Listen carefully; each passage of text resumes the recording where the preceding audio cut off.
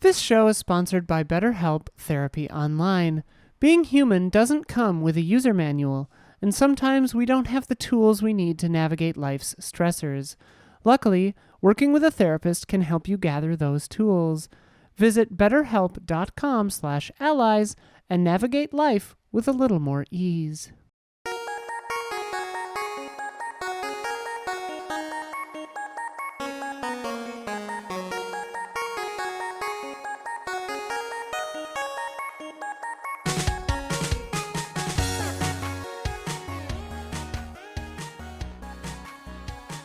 Hello, welcome to the Easy Allies podcast. I'm Daniel Bloodworth, coming to you from Los Angeles, California. We got a full desk. If you haven't heard, we're trying to do a full desk pretty much as we can.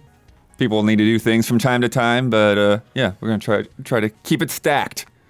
We got Michael Huber. Call me Andor. Oh, we got Andor. We got Bradley Ellis. You can just call me Brad. We got Michael Damiani. I love it, Huber. You said the first words out of your mouth were going to be Avatar, and you didn't do it. You already forgot. Already forgot. We're bringing the Avatar energy in. Ready betrayed Dawn. We'll have that energy. And in the booth, we have Isla Hink, Hey, Don Casanova, he says Merry Christmas. Damn it, Don. He's on one about Christmas back here. Don, we're gonna talk on Frame Trap. I That's know. all I gotta say. Oh my God. We all hate it, but whatever. And Gabby, of course, talking to the chat, taking the live questions for us. The LED tape is sliding, but none of you can see that. Yeah, it's freaking me out. Bloodworth, they don't know about these things if you don't actually tell not- them about these It's actually things. kind of bright. Well, don't look at it. Don't look at the That tape. wall is only Don't look at ever- the tape. Don't look at it. Only Well, if I'm ever looking in in the Dami, frame on Mysterious Monsters. Friends, we're here to talk about the biggest headlines in video games this week. The PS VR2 has a price, has a date. Day of the Devs is 10 years old.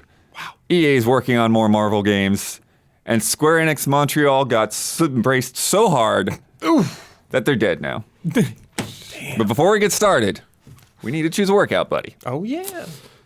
Listeners, we are currently in the process of training our custom character, Dawn Romantica. Each week, patrons submit characters for Dawn to work out with, and we choose a partner we think will be the best fit to raise her stats. Last week, we practiced an obstacle course with Donkey Kong. Mm-hmm. Now this week, we've got 3 more potential candidates to pick from. From Evan Stefakis, Altair. Oh shoot. He will train Dawn on the ways of the Brotherhood, blending in with crowds, deception, and misdirection. While training, he will recite the creed. Nothing is true. Everything is permitted. Yeah, one of the best creeds. Love that creed. It's a cynical creed. One might say it's the Assassin's Creed. From RF Switch, this I'm not familiar with.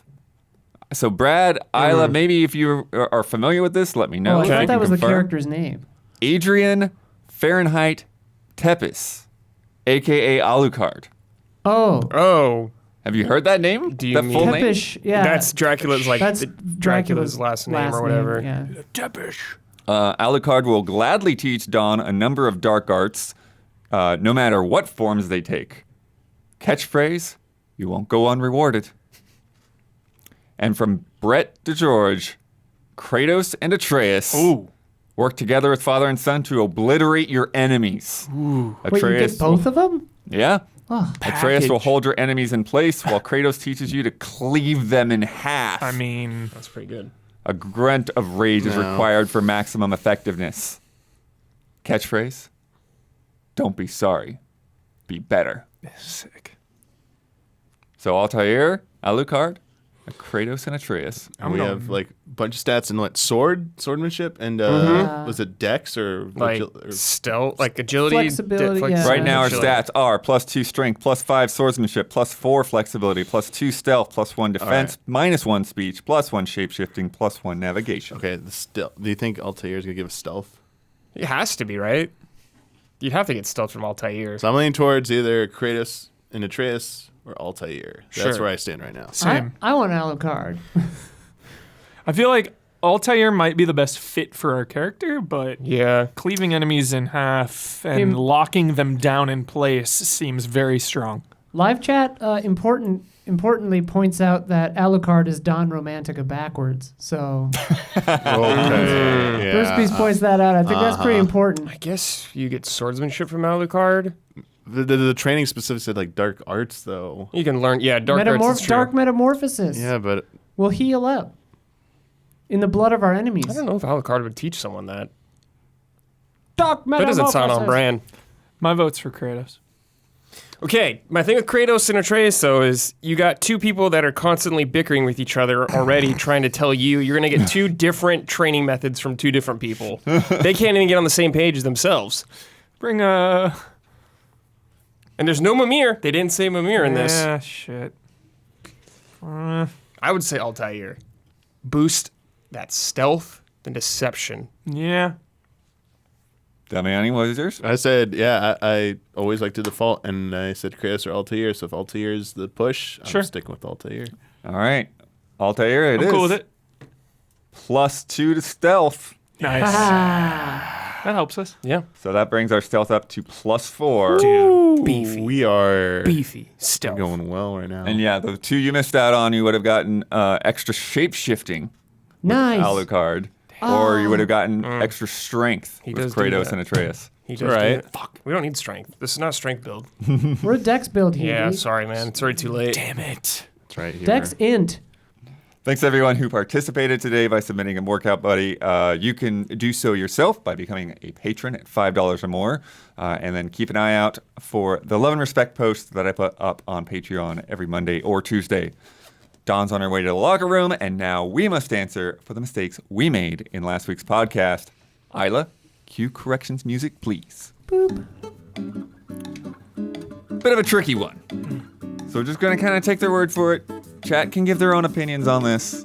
But somebody wrote in saying that Australian games aren't actually more expensive.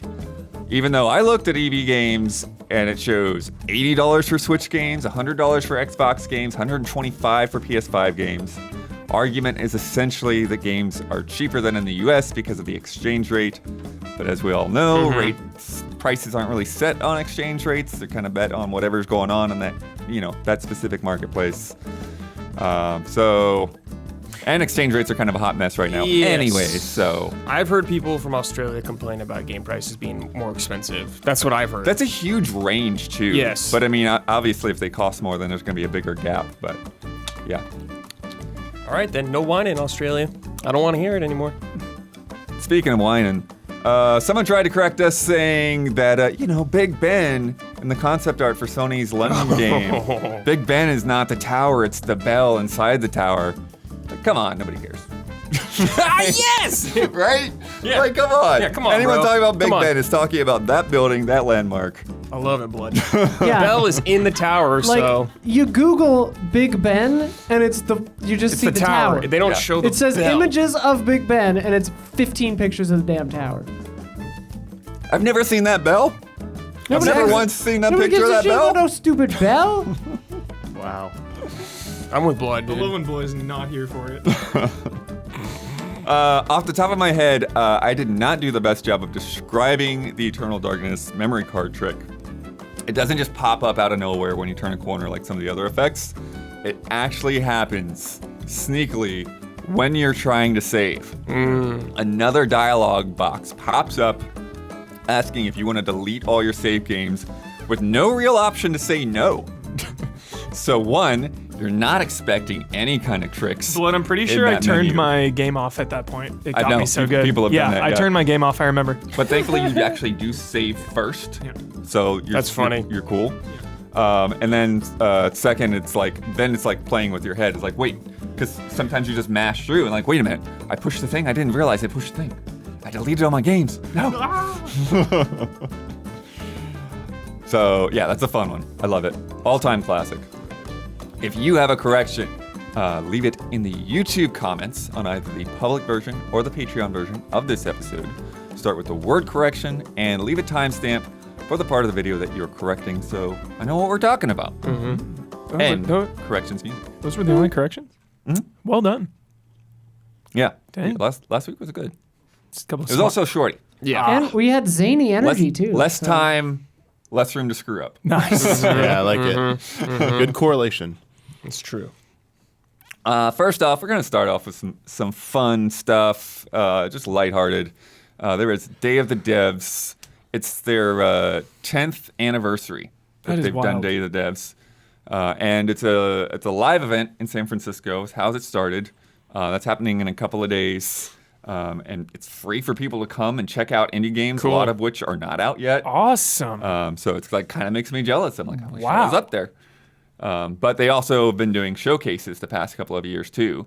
And so they did a showcase today on the Game Awards channel. Not a lot of new stuff, but a lot of nice little check-ins. Nice. First check-in, Brad, one that you played like a year ago, Mina the Hollower, Yeah, this game's cool when I played. Yeah. from the Shovel Knight guys at Oh, Yacht yeah, Club Yacht Games. Club. You know it's gonna be good. Yeah, absolutely. Link's Awakening. Yeah, it's like pretty much Link's Awakening, but you're a little mouse with a whip like Castlevania. Yeah. And there are also, I saw there was a axe. They have a throwing axe You can too, throw like the axe. There's Castlevania. sub weapons and stuff. Yeah, it's really good. And then one mechanic that's really key and different is that you dive under the ground. Yeah, you can burrow underground. Very cool. Yeah. So you're invulnerable while you're underground, but you also have to like go under there to like pick up treasures and stuff. That's Sometimes right. you like dig in to like get into little secret passages. Looks like a Game Boy Color Yeah, game. that's what they're trying to go for. Totally what definitely. they're going for. Very, very much looks like Link's Awakening. There's a lot of little touches here that is like this is like almost exactly Link's Awakening. Yeah. Blood, I have a question. Did they say anything like specifically new that they're talking about in this? From what I've No, seen, like it just looks feels like what they I were played. just showing more of the game. Okay, this But- like looks like what I played. A lot of this. Yeah, they didn't really get into when it's coming out. They invited people to go. I think supporting the game or whatever. You can see the behind the scenes as their development. Yeah. So they do a lot of updates there too. But Day nice, one. nice Yeah, little check-in. This is a day Yeah. one. What's a day one No perch? question. This game's Yeah, great. give it to me on my Switch. Day one purchase. Next one. What was because Yacht Club didn't do Dig, right? They like Code did developed, it? I think. I think they published. Yeah. it What was the last recently. thing they Developed like proper? hands on is probably One of King's Card, whatever The DLC, right? last, Yeah. the last DLC. Whatever Absolutely. Very it's cool, called, very King cool. of Cards. Yeah. Cool. The next one is how do they describe this, Isla? There was like the most Swedish game or something Yeah, like the that. most Nordic game. I think. Okay.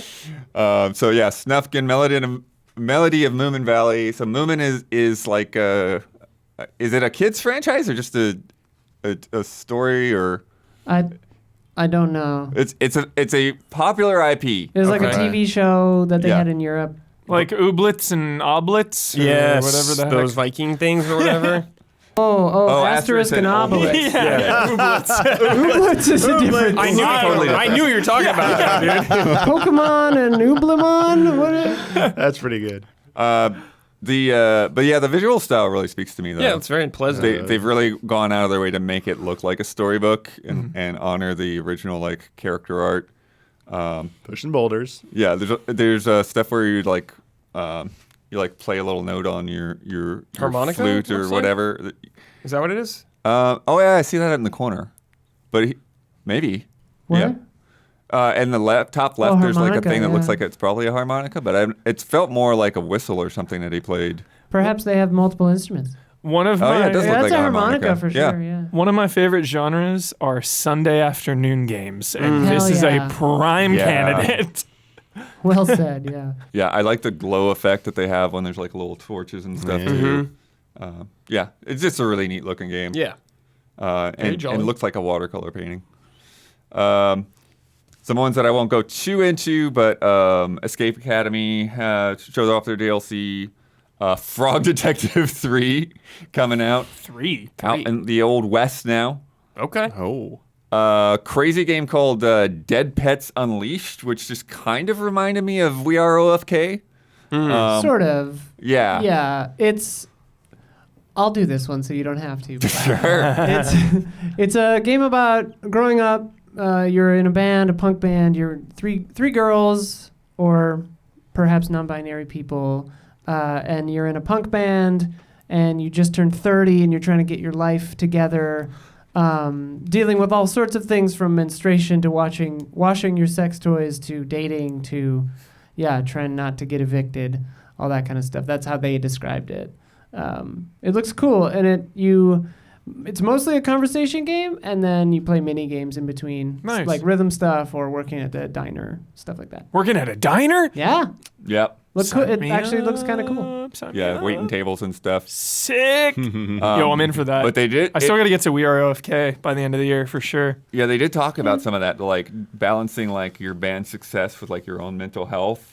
Wow. But they also talked about like getting into some heavy stuff with some relationships and like put up like content warning Yo. things that like Yeah. like there's like some like maybe hardcore some shit. abuse and stuff that might be going on. Wow. So Terra Nil we got another look at, which Isla did a Yeah. preview a while back for that game. It's like the reverse city builder where like you go in and you like take this like ruined planet with like these yeah. skyscrapers and you like purify the ground and all that. That's a this. neat Yeah, idea. And the yeah. visuals look really solid. Yeah. Oh. Thirsty Suitors, we got another good look at. Oh yeah, that game. Love that game. Yeah. Half skateboarding, half Yeah. like Yep. Scott Pilgrim Like Scott Pilgrim battles. Yeah. Sick. Oh, this. Yeah. Like the mom calls or something. Yeah. Yeah. That was pretty funny. There is in the trailer they showed they showed the auntie, and she's just like just jacked weightlifter. She was like holding this barbell and she was just like spinning it in her hand the whole time she was talking. Damn.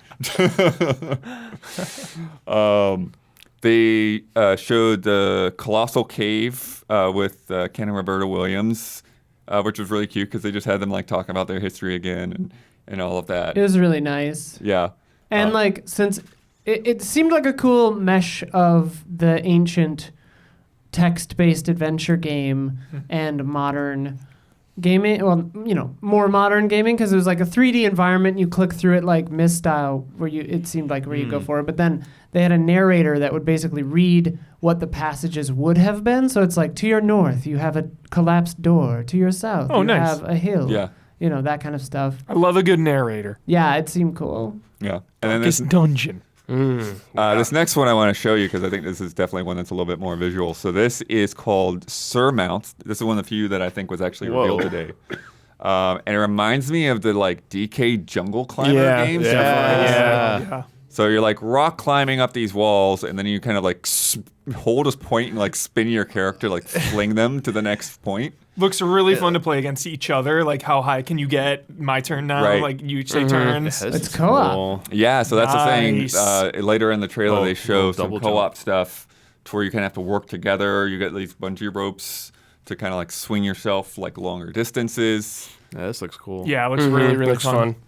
They talked about there's like I don't know if all the levels are this way or if it's just a certain mode, but there's like procedurally generated stuff, so you're not seeing like the same walls over and over. So you kind of have to like figure it out each Is time. it? I wonder if it's going to be insanely hard, like the one It probably will game with the dude in the pot. Getting the over it. Yeah. This looks a Kinda little bit more reminds me of it. generous so far. Yeah, a little more friendly here. Dude, yeah. Yeah, the bungee cord is pretty Safety crazy line, yeah. with how much you can do. I love that there's a little guy that's like Little bivouac there, like he's hanging just out. hanging from the wall, drinking his coffee. Sick.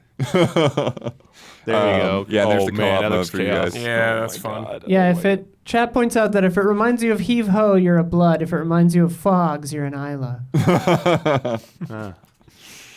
So yeah, I think this one will be really fun for group stream or stream team or something like that. Totally. Absolutely. They Cozy. showed Gunbrella, which we just Yeah. had a preview of with Check out our with easy Isla. update on it. Yeah, Don and I Umbrella played Hat. it. Nice. First of the Huber baits, Yes. Oh. Evolutus. So this is like a neo Hong Kong. You're in a bar.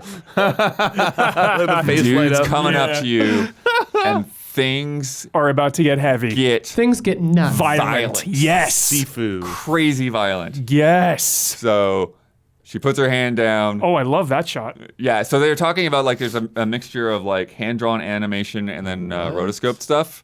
So it has a very fluid animation style. Whoa, Wow. What the? But yeah, this guy starts messing with you, and Dude, her face. The facial animation. stab in the hand. Dude. Oh. Oh my gosh. For listeners, she's been stabbed in the hand and now she's fist fighting She's a man. fighting right now. It looks incredible. And then check out and the then trailer for this she one. smashes the guy's wrist and his bone sticks out. And there's a lot of Now this she's stuff. pulled her knifed hand out and stabbed him in the forehead. Stabbed him in the forehead with the knife still in her hand. When can I play the alpha? I need the alpha demo. Also, he's Now. still alive, which is curious. Yeah, it wasn't a very deep cut, but This She is a stabbed day him one in the full head. playthrough. Whoa, first person? so then you find out that like she's a wrestler. She's like professional wrestler. Then there's this side-scrolling like, stuff punch later her? on where you're like It's doing these nuts. stealth missions. Instead of Yeah, I've seen a Viking. I've seen a WWE belt. I've seen a knife fight. I am so in. This is number one on my radar Her only so friend far. is her cat. that's right. Yeah, they said that. Cat bait Damiani. But that's not the only time bones come out. So Wow. that's just a thing you can do. You can snap people's bones. And just straight up Blade Runner vibes, obviously, when she's walking through town. Yeah, it looks really, really promising. I'm spilling water on myself. Yo, is that Psycho Mantis right there? Looks like Psycho Mantis. It's a guy in a gas mask just like it's like hanging light out. bulbs or something. What a call. That's a nod. What's the name of that again? That is Evolutus. Evolutus. Yeah. I will With an not eye. forget you, Evolutus. You have my attention. They showed off a really cool Atari 50 project that Digital Eclipse is doing. So some guys that did Cowabunga Collection. Oh. And so it's very much in like historical presentation. So rather than just being a collection of games, they're showing you like a timeline of like Atari history, and then you kind of go through the timeline and check out the games. But then there's also like interviews and documentaries in That's there. Ed Freeze interviews in there. Yo, are you serious? Yeah. It looks cool. Yo, I fucking love that. I've wanted that. I want more of that in video games. I want like these curated historical packages of games that like also teach you about the development and the, oh my god. Yeah, they That really sounds talked about so trying good. to get you in the headspace of when the games come out. Wow. Yeah. So, More of that, please, So that you yeah. have the context rather than like, oh, this is just a weird old game. It's like, no. This is why it was Yeah, important. they wanted you to Amazing. appreciate why Yeah. it's like mind blowing. Amazing. I like that. I hope that is the first of many of those types of packages. That sounds so awesome. And they reimagined 6 games. Yeah, so they have Modern. fully reimagined versions of like combat and stuff like that. They also talked about going beyond just the 2600 in arcade games. They also going to have Lynx and Jaguar games in here. God. Jaguar. Jones is so pumped. Because when I first started seeing like some of the footage, I'm like, wait a minute, what's this 3D stuff? And like, Yeah. this is a Jaguar. Dang. It's like, yeah. Cute little game called Slime Heroes. Just imagine like a kind of like Zelda-style adventure game where like you're just a little slime swinging swords and that and sounds cool. stuff. Yeah, Zelda style adventure game. Yeah, these Where you're a guys. slime. Yeah, that's cool. Samurai Zero, which is like a one-on-one combat game with swords, but also has like familiar like FPS modes, like like controlling zones and that kind of thing. Next Uberbait, Yeah, this Sunshine one. This is the Shuffle one. This is the one, dude. All right. This is the one. from the Are you gambling on this, maker bro? of. It gets even better, Brad. Okay. This is Let from the Blood maker explain of it. an airport for aliens, currently run by dogs, as well as Space Warlord Organ Trading Simulator. And yeah, so the next thing that he's doing is basically a poker game, but the backstory is that these guys pulled a heist. Later found out that the money was the mob's. Okay. Now, Yes! they live on a boat. Maximum Huber bait. Try to hide out from the mob by changing the decorations on their boat. Yeah, you can customize the boat to hide from the mob. So pumped for this game. And so yeah, you play poker and you have conversations, and that's more or less what it's about. Yeah, and then there's the developer That's there. the developer There's a lot talking, of yeah, Awesome. that we're seeing. I'm so hyped for that. Yeah. Oh my gosh. Huber, when do you think this game's coming out? Well, because of the way you just asked me, I'm going to say November something. December 6th. Okay, 1 month. Perfect. Yeah, they also Perfect. just put out, I forget the name of it, they just put out like a surprise Halloween game. Whoa. Wow. Like they were pumping up that they were bringing a game out, but they didn't show you anything. Yeah. And then it's like, here it is. Awesome. Yeah. Yeah, I am there day one for this as well. No question.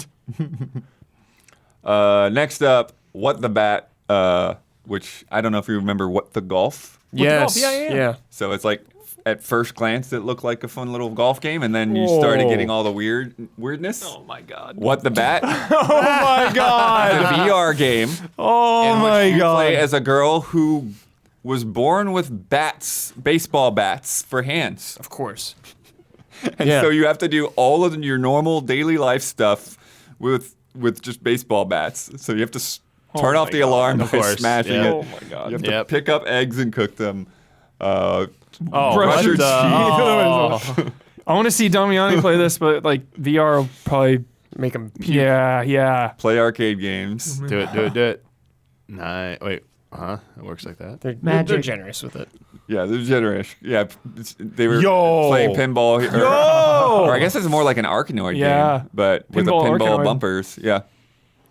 But yeah, really cute one. Yeah. What an incredible idea. Like what is such Yeah. I love ideas that are just so out there. Where do you even come up with that? How did that come to be? Like I'm sure they kind of explained it in the It's like in VR. the It's show. like, what could we make just doing a normal task weird and challenging? Well, what was yeah. hilarious is like they've made like 2 like sports themes games in a row, and they said something like, "Oh yeah, we don't know anything about sports, so we're Perfect. just gonna do this." Yeah. Yo, is this the one they've been Chrono working on? Trigger. Yeah. Sea of Stars. Yeah, Dude, this yes. one's gonna be good. Yeah. Yes. So they gave us a What's the lowdown? What's the update? They didn't really give a whole lot of new info except for just like showing new areas and stuff and just talking about the game more. It is impossible to cue something up in the background with Huber on your company. I'm sorry. It's true. But the game just looks really good. If you're not It familiar does. with Sea of Stars, it is a deliciously gorgeous Gorgeous. pixel art RPG in the style of something like Chrono Trigger, but there's a lot of different influences Oh there. Yeah. But I think Chrono Gorgeous. Trigger is like the easiest thing to point Yeah, to. just the way they're standing on the battlefield looks like Chrono Yeah. Trigger. Yeah, like when you come across an enemy, like you don't go to a Even, like, separate battle the screen. world You just kind of map. take your positions. Yeah. The It's world nuts. Some world map puzzles, is great. That's cool. Fish sick. freak. Yeah. You have team up attacks. Yes. Nice. There's just like crazy stuff that they do with like lighting and shadows and reflections that like I don't Yeah. know what magic they're doing there. Looks really good. Yeah, like I mean, it has to be in a 3D engine for the lighting. I don't even know. It's Right. crazy. And then like The animations look so day and They're night really cycles are a big good. part of the game too because like you have like a sun character and a moon character. This new guy I hadn't seen before who has the backpack. He looks like a merchant or something. Mm-hmm. He's pretty cool. What a vibe. Oh. And then the fast travel where they just grab you and Yeah, toss love you. that. Yeah, that's What a fun. vibe. Yo. Fishing. Fishing Boat mini games. sailing. Oh, the boat! I Wow. don't think I saw the boat. I don't thing think I've before. seen this I either. didn't catch that earlier. That's very Heck good. Yeah. They're making it in Unity. I just looked it up. Ah, Okay. nice. The trailer has a flash frame in it. Yep, we noticed that before. That's okay. Hey. But It looks unbelievably good. yeah, Like Yeah. expectations are sky high. They're for very that. high for that game. Yeah, Definitely. And they announced that a while ago. I remember seeing that quite a while ago. Yeah, Do we remember it was, when? it was one of the first like remote previews that I did. Yeah. It was right at the start of 2020, and they're like, "Hey, we're gonna do this preview thing remotely. We're gonna try it out. You know, let us know what you think." You know, Nice. and then it like sort of became a pattern. Like everybody started doing it. Yeah. Chad informs that the same composer from Chrono Trigger is doing the music for this. He is a composer on it. I don't think he's the Probably sole not the All of whole. it? Yeah. Yeah. I think he does that. He'll jump in and do some tracks on various games. So. Like Koshiro and Yasunori Streets of Rage 4. Mitsuda. Did a couple. Yeah. Dude. Very nice. But yeah, and also it's in the same universe as The Messenger. That's Yeah. funny. That's I didn't know strange. that. That is in the strange. universe. That's pretty cool. I think it's like hundreds of years before or something like okay. that. Yeah, well, Messenger yeah. has I guess like it would have to time travel, Yeah. but yeah, Messenger like was dimension yeah, Messenger thing. was so sick. Yeah, Yeah. But yeah, nice little showcase. Yeah, pretty good. As well paced. It didn't have too many games. Really let you get a good sense of the developers and what the games were. Nice. yeah cool. Getting that balance must be hard, but that's always the perfect balance when there's like a good amount of games, You can, doesn't drag on too long, but you want to hear the devs talk a little bit about like what the context and what's going on. Yeah. So nailing that. Yeah. And if you are in San Francisco, reminder that you can get tickets and go to this thing for free and see the developers there and check out the games there. Indeed. Very cool. Also, if you're in the internet, Yeah. Saturday morning, I'm hosting the Hubert brought awards it up show for earlier. Indicate Yeah, Indicate Awards. at 11 a.m. PT. So check it out, and then go to this. Excellent. We've been looking at PSVR2 for a while now. Yep. Oh, yep. yeah. Yep. Little bits here and there. Yowzers. Got this little bit snuck out there, that little bit snuck out there. Now, we finally have a price and a release date. $549.99 in the U.S. U.S. dollars. Pay up. Coming out $549 on US February dollars. 22nd, 2023. Yo, February. That includes the headset, both of the motion controllers, Okay. and headphones, because they're using 3D audio and stuff as well. Nice. I think there's a bundle too. There's Horizon Yeah. Call of the Mountain bundle that's yeah. $50 more. Yeah. That's $5.99. Controller charging station, which I'm not clear. It looks like it only charges one controller. I could be wrong. Yeah, maybe. But that's $50. But here's what this thing's got going on for it. PSVR 2 Sense technology includes key features that enable unique gameplay experiences such as headset feedback. It's actually got vibration in the headset, eye tracking. Whoa. Back it up. Slow down here. Slow down. Like rumble in the headset. yes. That doesn't sound pleasant. That does not sound like that. Depends Sounds on like what it is. that sounds like, Like 4DX thumping? in the movie theater. But, Like what? Did they go more in depth You on get that? shot, you hear like boop. they didn't really, but I imagine. I need more depending details on the on game, that. because like remember like Astrobot, like you would actually like Yeah, use your smack head. things with your Yeah. head. Yeah. That Yeah. feedback would be good. Yeah, it would be very Now good. imagine Sifu with this now. He would just like boom, boom, boom, boom, boom, boom. I mean, I guess that it would, like, be pretty subtle. Yeah, it's not Maybe gonna it's like cool. knock your head back. Yeah, I know. It's like, You were thinking like extreme. Yeah. And like, probably not. it's got eye tracking. It's got 3D audio. It's got the adaptive triggers and haptic feedback that are in the PSVR 2 Sense controllers. It does foveated rendering, which basically means it's using the eye tracking to render what you're looking at the sharpest. That's what I'm excited the most for. That stuff. Yeah. Like, or- does it change faster than the human brain can notice? I don't know. That's something I wonder, is if you would see little pops here and there. Yeah, because like the human eye could look from one side of the screen to the other pretty quickly. Yeah. Keep Right. up VR. Keep up. up. Keep up. And you're just like boom, looking over here and here and here. Yeah. It does have wild. finger touch sensing, so it knows whether your finger is on or off of the trigger. Aside from the pressure sensitivity, like the DualSense. It has headset-based controller tracking, so you don't need any other sensors. Perfect. It has. It's not wireless though, right? No. No, it does have one wire. Yeah, one wire. One wire. Simpler than the One wire. last one. They did it. USB, right? One wire. I don't know that off the top of my head, but probably. High fidelity visuals in 4000 by 2040 HDR video format. Essentially 4K. Yep. OLED between 90 hertz and 120 hertz refresh rate. You got to say the per eye. Oh, per eye. Yeah. Yeah. Because it'll be 2000 30 to 60. Yeah. It's 2000 by 2040 per eye. Yeah. Yeah, the refresh rate will be like equivalent of like seeing 30 to 60 frames. I was and still am extremely hyped on PSVR 2, mainly because of the first-party games. But that's too expensive for me. I can't buy that.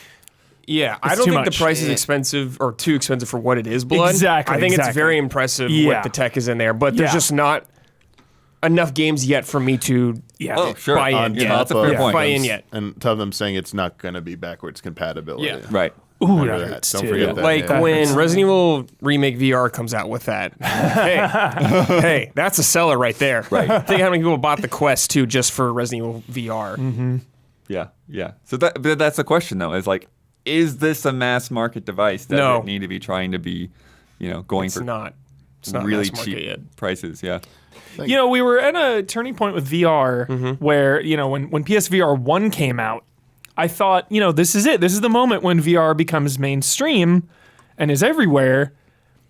And now like here's PSVR2 and going into that, it's like, no, this is a niche product still. Yeah. Is VR destined to just be that forever? Maybe. It's grown more as the time has gone on. It's just a slow burn.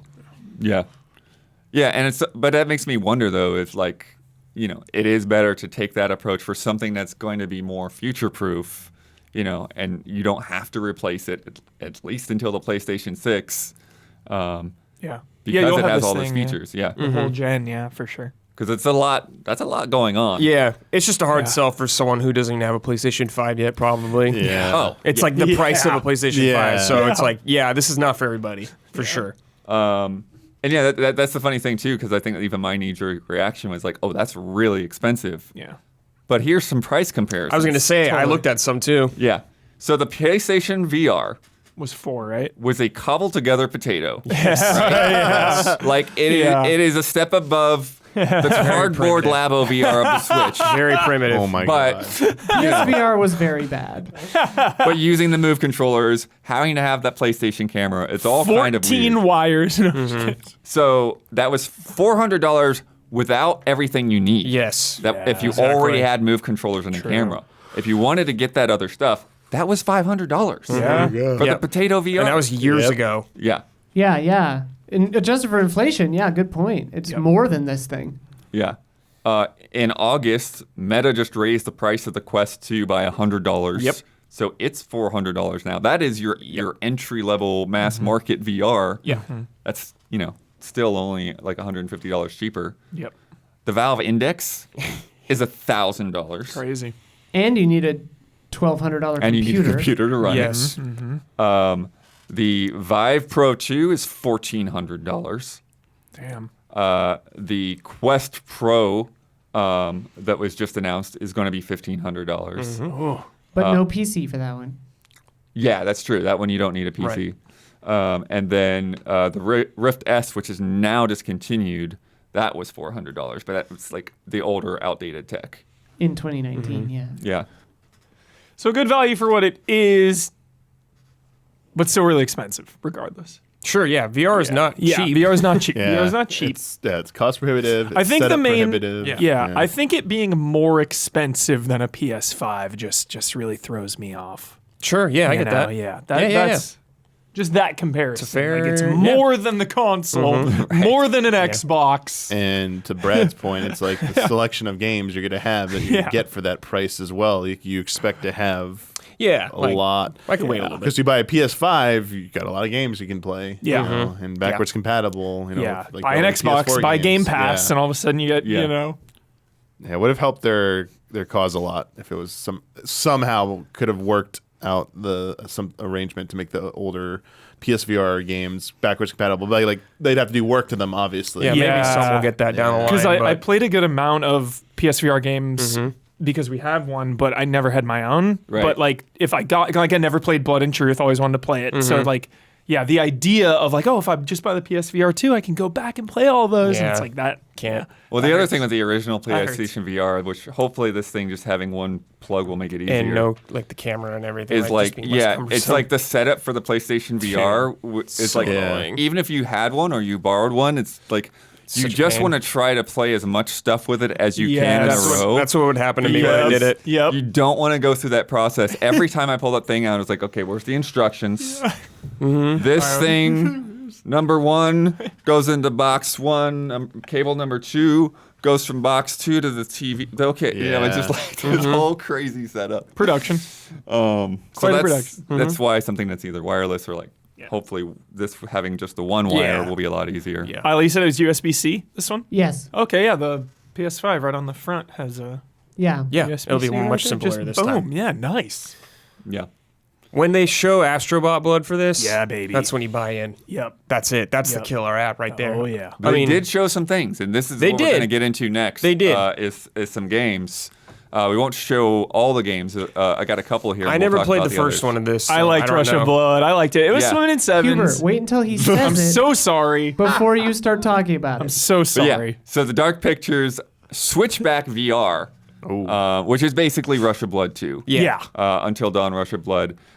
This thing is basically a light gun game. You're on like a theme park track, like a roller coaster, but it's got all of these references to the Dark Pictures games, and you've got 2 guns in hands, and you're just shooting around, and somehow there's a story.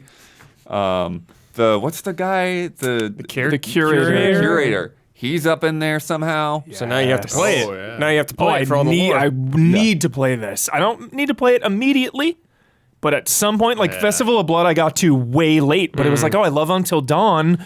It's a must play. Rush of Blood. Rush of Blood, yeah. Different game. Did I say Festival of Blood? Yeah. Festival of Blood, shout out. Oh, yeah. Rush of Infamous. Blood. I'm in the same boat with this, where I love this franchise. I love these devs. This is a hit for me. I want to play this. Yeah. I mean, total like House of the Dead, Crisis definitely. vibes. It looks fun.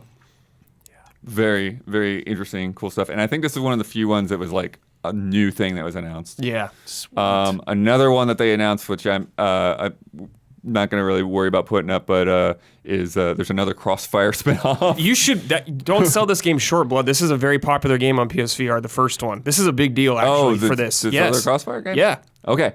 This is a big deal. Crossfire Sierra Squad. If we want to grab the link later, it's in the blog. But Remember I played the first one at an event, Yeah. and it felt really Yeah, good. dude. It has like online multiplayer. Yeah, it felt good. Yeah, this is like a game that people like on PSVR Yeah, a lot. like a so legit- them getting a sequel is a big win. If you're big, are you thinking of something else? Well, what I'd be thinking of? I could be, maybe, Yeah. but right now I feel like I'm more on the money. Because Crossfire is like that. The Remedy shit. You're Crossfire X. Yeah, Crossfire X Yes, was that's the different. story based from I know. Remedy, but that's a spinoff of the main This is a Crossfire, which is Brad, like I know what you're the thinking of. online. I know what you're PC thinking. game. Thinking of Firewall? Am I think thinking it of might be Firewall? Firewall 0 Hours. What you're Maybe I'm thinking thinking That of that. alien game? Is that the alien one? It's not Aliens. Can we get a check on this, Isla, please? I think it's. I I'm think trying he's to talking about sort Firewall. No, out it's what you're Far actually Planet. talking about. I think you're talking about Firewall. Maybe I'm talking about Firewall. Yeah. What did you just say then? Crossfire. Okay, maybe. Fire. They like that You got me fire. crying. Crossfire is that like I got the super wires popular crossed. Yeah, PC with the game that terrible nobody heard campaign. of. Yeah, like Crossfire is like was popular fun. everywhere. I got them mixed up. You're right, Yeah. Blood. Honest mistake. Honest Saved. mistake, Saved. and we saved the correction. Save. Yeah, you can't, Delete you your can't get comment. us on this one, Delete it. correctors. Honest mistake. Crossfire 0. There's another game called Light Brigade, which is also an FPS. It's more roguelike structure, though, with kind of like mystical, mysterious things going on. But here's the first one of several of these crossed by PSVR2 and PSVR. So I don't have to buy it once. That's nice. So Yeah. they're starting to address that Hope Moss 2 gets that. that backwards compatibility issue. Okay. Cities VR.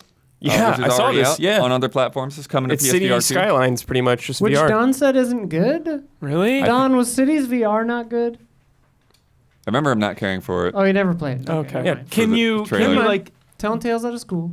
move your head down into the city? That sounds Yeah. I so think so, fun. yeah, I That think sounds so. Yeah, you look around the delightful. city. I love that stuff.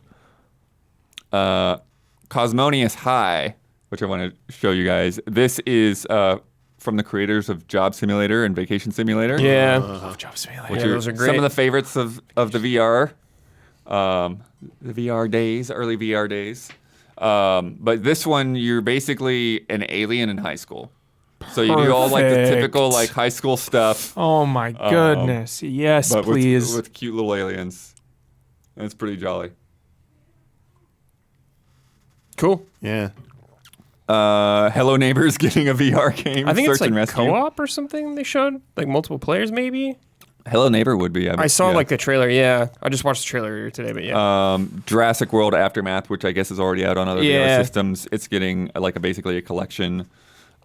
Pistol Whip is another FPS. It's a little bit more. That was pretty fun. It looked like stylish. super hot, almost. It is. I have that one on Quest. It's like a rhythm shooter. It's Got sort it. of like a Beat lot of Saber, but you're shooting. But it's cool Okay. because you do it to the beat and you get more points. Nice. It's not really like- fun. what was It's that the auto name? scrolling though, so BPM? sometimes you could get Yeah. motion sick. oh, So that's another one where they say if you have it on PSVR, you'll get a free upgrade. That's great. Perfect. Love it. Um, Perfection. Zenith, The Last City. is another one that you'll get the free upgrade on. Nice. And it's going to be updated with more content. That one looks kind of like an MMO or whatever. VR MMO.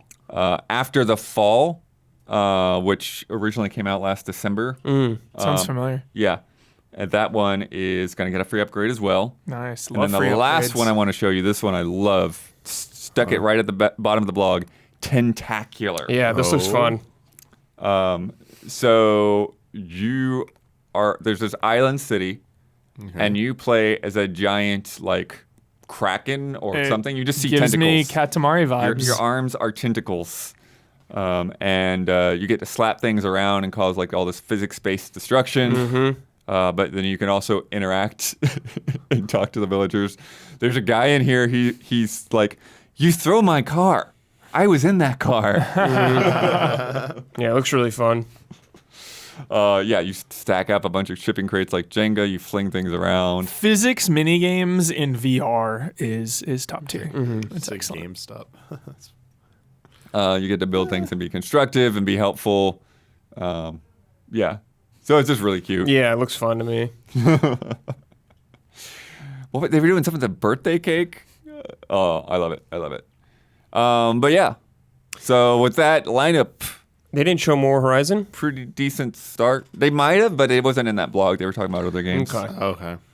Because that's like their big first party game. Yeah, that's the big boy. Yeah, that's the big one for sure. Cool. Pretty decent lineup, I guess. Not a lineup where I'm like, I have to buy this now. Yeah. That I can definitely wait. Yeah. Dark Pictures I really want to get to, but again, I'm in no That- immediate rush to get to it. We know It's- Village was shown off at TGS. Yes, in VR, which would be awesome too. Yeah, I still don't see anything that looks too substantial, though. That's the thing. Sure, yeah. Right. And then I know they exist, but so far it just it just seems like that spin-offs. usual first Spin-off wave vibe. of these are cool concepts, but Yeah. it's not like the killer app. Yeah. Yeah, I think a lot of it is gonna, be sort of that multi-platform stuff as more and more Of games course, get yeah. pulled over and you get those free upgrades. Yeah, they need to get like Half-Life Alyx on there or something. Yes, they do. It's actually nice when like a console doesn't launch with something you like need, because then it's the Sure. game of like, all right, hopefully it goes on sale before it gets that one game I need, so I can get it for a little cheaper, Yeah. or maybe some sick bundle. Yeah. Yeah. Yeah. Isla and Gabby, we got any VR related questions from our live chat today? Oh yeah, I mean most people were just saying like, we need Alex on this thing. A lot Yeah. of people saying I'm waiting for Alex and Astrobot. Yeah. Yeah, we need Yes, to see Zenith is an Astrobot. MMORPG. What was the really That kind cool? of stuff. We were getting Versakusha delivered, so so yeah no Foiled by the sausage again. story of your life. I haven't eaten once today. No Get time. on that. No time. You gotta eat, baby boy. Did they not ask you? You gotta tell me these things and I'll feed you. Yeah, they didn't feed me. We waited 30 minutes to start the stream while they were eating. When? No, they just got Stream? food. No, I stream was team. shaking. Stream team. Stream team. Oh, I got here at earlier. 9:30 in the morning. I was shaking. True. You were on the clock early. I've been here all day. Yeah. Let her eat. All right. Yeah. Speaking of shakeups, Nice transition. Embracer shut down Onoma, Did not embrace. Well, which was embrace formerly They didn't like, Square Sean. Enix they didn't like Montreal. that name. Sean. They gave him a challenge, like come up with a name and woo us. That will like make us want to keep you around. And they came up with that, and they're like, "You're found wanting." Bye. Yeah. Yeah, this was first reported by Jason Schreier, who got the word out. Some employees let him know. He seems he always got those inside stories. It's like he has an inside source at every single studio. Yeah. Probably does. Truly, yes. Yeah. Like great. he's a journalist. Yeah. Investigative journalist. What a concept. But it's a little surprising because they just purchased this company along with Eidos Montreal and Crystal Dynamics a couple months ago. They Yeah. just went Renamed through this them. rebranding thing where they renamed themselves name. But if you're not familiar, they had made Hitman Go, Mm-hmm. Lara Croft Go, Deus Ex Go, Tomb Raider Reloaded, and some Hitman sniper games. Did a lot of mobile stuff. Yeah, yeah, mostly mobile. The Go games were awesome. That's Yeah. what I've heard. Yeah, I heard they're great. Kind of puzzly. Yeah. Is this also the one that they put out a statement saying something about like they're focusing on PC and console games, and that's why they didn't keep this around because they're mostly a mobile dev? Or am I thinking of someone else? I don't know if they said specifically that because they were a mobile dev, but yeah, they definitely were talking about the focus of I feel what like they're wanting to do. yeah, I think they reiterated their stance for what their focus is going to be on, and so you read between the lines that they're not really console or PC developers, so they Yeah. don't really fit in. Yeah, I mean, was the purchase they did originally, was it kind of like they were all bundled together because maybe it was part of a deal and like they couldn't say no to just them and just, Yeah, maybe. It's just weird they I would don't go remember. through that whole process of like, oh, we have to rename this company, and then going and doing all of that and having this big marketing tech, and then Yeah. Maybe 3 weeks Embracer later, just hated yeah. that they named themselves names. That's so what I'm saying. Yeah, it's my what I said at the opening. They gave like they said, "Wow, that name." That was the test. Nope. Like you're Your done. name. Did any staff move around? Anything? Yeah, so before here's that? yeah, that's the next bit. There's about 200 jobs that are going to be affected because there's also a QA team that they're closing as well. Oh. That I think supported these other devs. Okay. And they said we greatly thank all those team members for their contributions over the years and hope to find proper placements for as many as possible. So they are talking about moving people over to Eidos Montreal. They're maybe finding them other placements in other Embracer companies. Fun fact is Square Enix Montreal and Eidos Montreal are like literally in the same office. I was there for Deus Ex Mankind Divided previews back in the day. And like, oh yeah, there's the Square Enix guys over there, like just like Okay. looking across Yeah. the floor. So for those people that are going to make that transition, like it won't be that difficult for them. It will just be more like if somebody did have to go to Crystal Dynamics and they're like going to the whole other side of the continent kind of thing. But along with that, Schreier reported some interesting details that Eidos canceled an unannounced title Yeah. that was inspired by Stranger Things with like kids on bikes and all of that. I know your face, Eber. I know. I lost that game as well. You just want another one. They re-scoped, they're like redesigning a new IP that they're working on, another new IP. Don't really know much about that, but it also sounds like it's a long way off. Probably, it's not even like approaching alpha yet. Deus Ex is in the works, Very early. but just getting Very started. early. Yep. No rush. But No rush. It's nice to know it's going. There's life. There's life after the what was it called? I forget now. The Deus Ex universe. Remember that? Right. It was called something clever when they were like building it all out. What was funny is I saw the Adam Jensen's voice actor had to get out there and be like, yeah. I don't know anything. They haven't Yeah. talked to me yet. I don't know Yeah. if Adam's in this game or not. He's like, I love him and I want to do more, but I don't know anything. It's like, yes, I did like Adam Jensen. love Adam Yeah. Jensen. It's like, I yeah. didn't play the second one, but I liked the first one. Oh, dude, yes. I'm just so glad because, the whole controversy of the second one, and it just like weird, feels incomplete. So therefore, kind of the franchise has had that Shenmue hanging feeling that I do not like. So now that there's life again in this franchise, I'd say it had a much better chance. yeah. than Shenmue. It was never going to go away Yeah. forever. much better. But with all the acquisitions and like it, Yeah. you never never really know. You never really know. So getting some confirmation here is like a sigh of relief, and Yeah. I'm very happy about that. Yeah, hopefully we get that trailer, get more sick trailer music. Oh. those trailers have such good music. Yeah. Such good The trailers. first trailer was so good for the original. gold. Dude. Yeah. It's one of my favorites, But that Damiani. definitely is a question though, because like, we've left that storyline hanging, Yeah. but then It's been a while. it's been a while, and like all of those leads, like I don't know who's left, Yeah. right? Because like Do you- the main lead guy that like did all that artistic design, like he's Yeah. got his own company, he's doing Well, his and- own thing now. Mary is now working over at BioWare. Yeah. She was lead writer on all that stuff. Yeah. There's another guy from Guardians of the Galaxy that we're about to talk. That's doing the Iron Man game now with EA Motive. Yeah. So Blood. team is, there's probably a lot of people still there, but Yeah. the lead direction is in different hands now. Sometimes my mind just goes. Sometimes my mind just goes blank. That was a big one. Totally blank. I just reboot. People that know me say I have to reboot sometimes. Just just in the era we live in, and because of the state of the franchise, I wouldn't be surprised if they just remake the first game.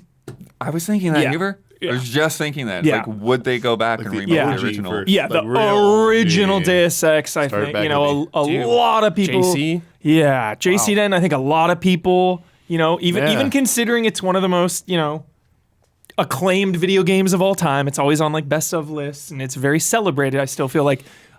As it gets further away from it, a lot of people haven't played that original. Dude, I couldn't even just get it to run on my computer, man. It is challenging. Yeah. I couldn't get Invisible War to work. And the second one. That's No, a different I game. got the first one, but I'm saying that series, Totally. just a struggle to Make get it to work easier. sometimes. Yeah. That'd be nice. Invisible War is an 98%. Xbox game, so it's okay. That's where I played it. It was not the best way to play it. 89% of live chat is stoked for a new Deus Ex game. Hell yeah. Nice. If they did reboot it, Huber, I would want them to do something like a certain other remake where it's it's a remake, but it's not a remake, I know what you're saying. That would be cool. There's a lot of stuff that's a little dated, kind of referencing all the Area 51. Area 51, the conspiracies of 20 years just, ago. everything going on in the For X-Files is kind of sure. referenced in that game somehow. Sure. Yeah. I would love it if Jensen's story continues, close out that trilogy. But I could totally see him. Or at least have him in remaking. there. Yeah. Or something. Ooh. Some character. He's not the playable character, but he's there in the game at least. Ooh, kind That of he's a the bad remake, guy. a remake of one, but it also kind of ties into. If you could tie those in more, sure. They could. Yeah. Ooh, it'd whatever. be cool if you thought you were playing a remake, but then halfway through it twists or something. I love that. Yeah. And there's so many ways that could Yeah. happen with, all of the cybernetic upgrades and stuff there. Yeah. Very Yeah. exciting. Very exciting. It's probably 2025 or 6. Dude, probably, yeah. Probably further than 2025. And then the last little nugget Schreier had, Eidos Montreal is apparently working with Xbox Yes, on as a Fable. support studio on Fable, among other games, potentially. Dude, I won't be surprised if Microsoft's going to try to scoop them up after this whole... No one's getting purchased right now. I'll say that, because until this thing's over, you're not seeing any acquisitions from Sony or Microsoft, because it's going to not help their side of their case. After, though, I could see Microsoft scooping these guys. Activision case, yeah. Yes, I could see Microsoft scooping these people up.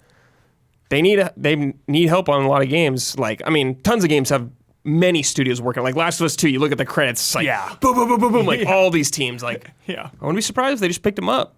Even though Might they've not be already that- been embraced. I was You gonna think- say, you yeah, think how's they're that gonna- work? Maybe they'll get it embraced by Phil. Yeah. He's Yeah. got the cash. They got the cash. How would Phil go to embrace her to be like, Phil, embrace us, and then we'll let you embrace them?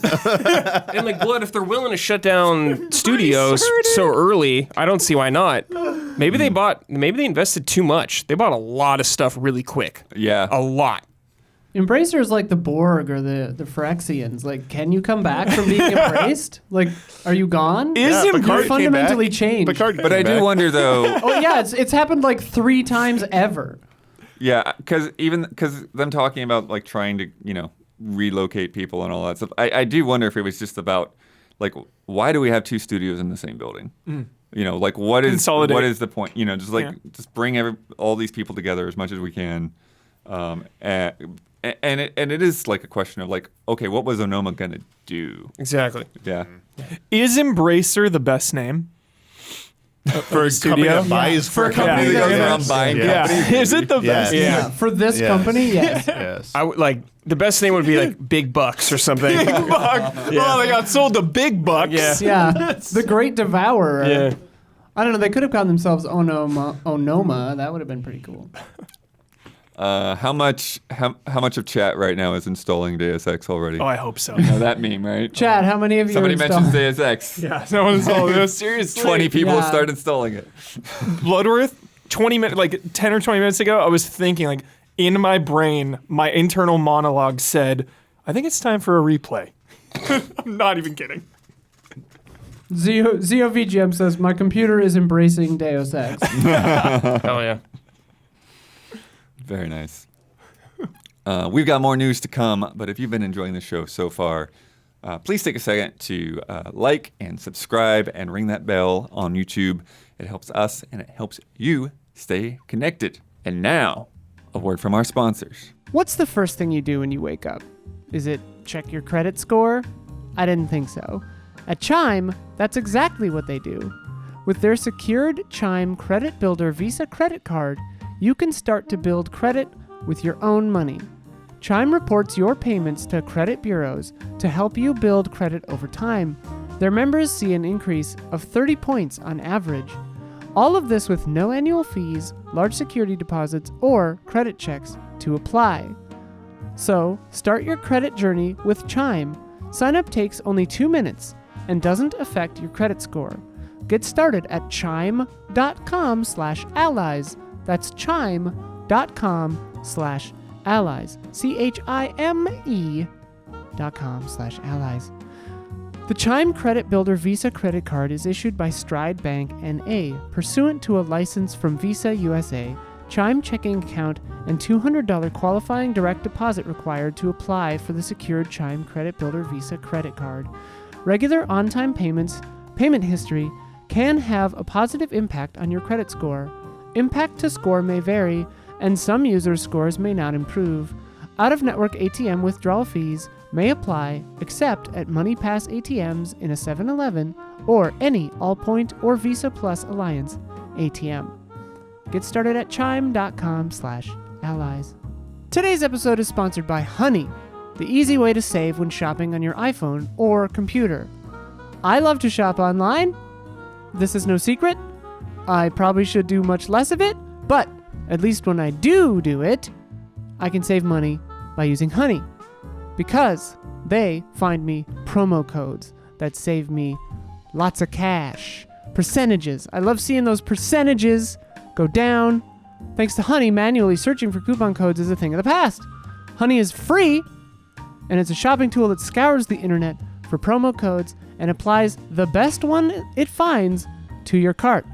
It's really cool to watch it do it. It like tries a bunch of different ones and it's like, no, we can do better. And then it does this one.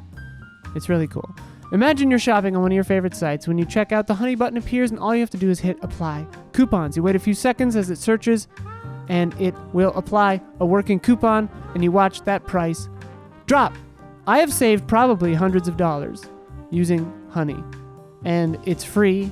It's just a little browser extension. It's lightweight. I noticed no impact on my performance when using it, and you can use it on your dang phone.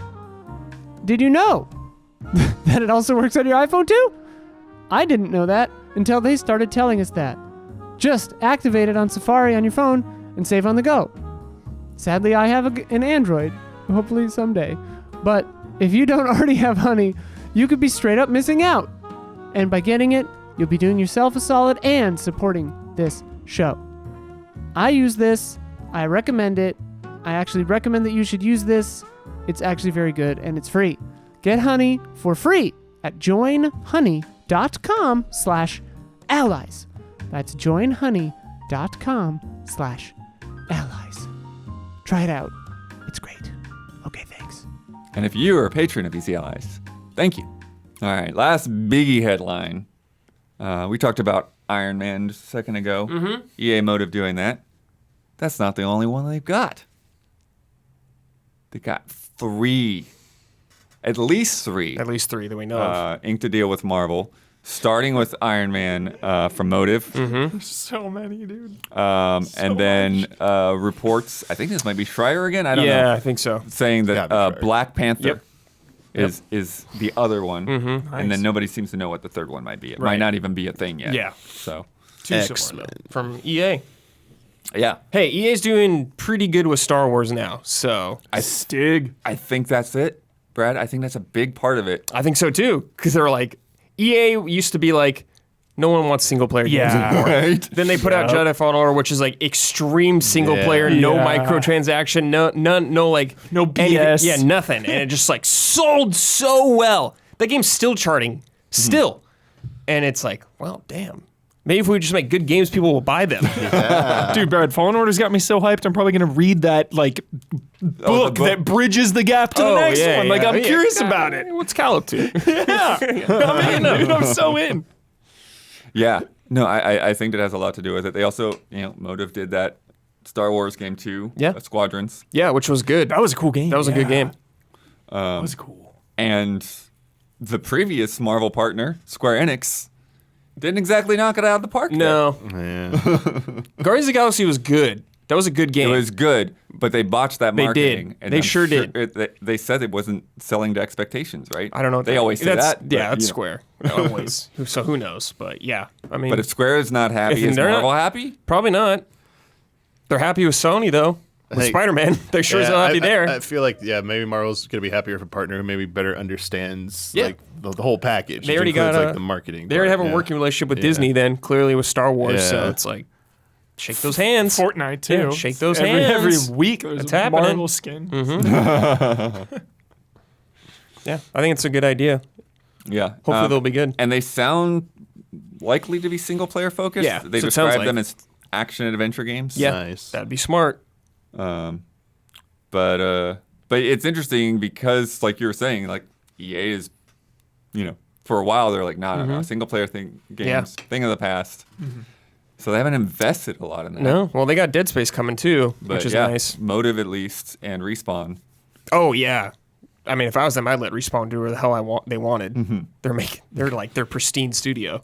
Yo, Punisher.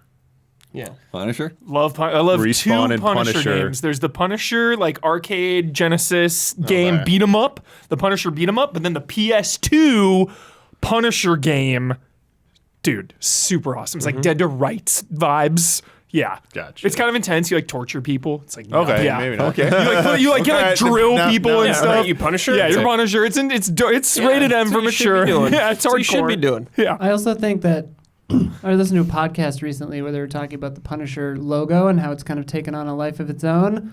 So I think they might be giving Punisher a little bit of space for a while currently. John Bernthal is my Punisher forever. Yeah. He is the best.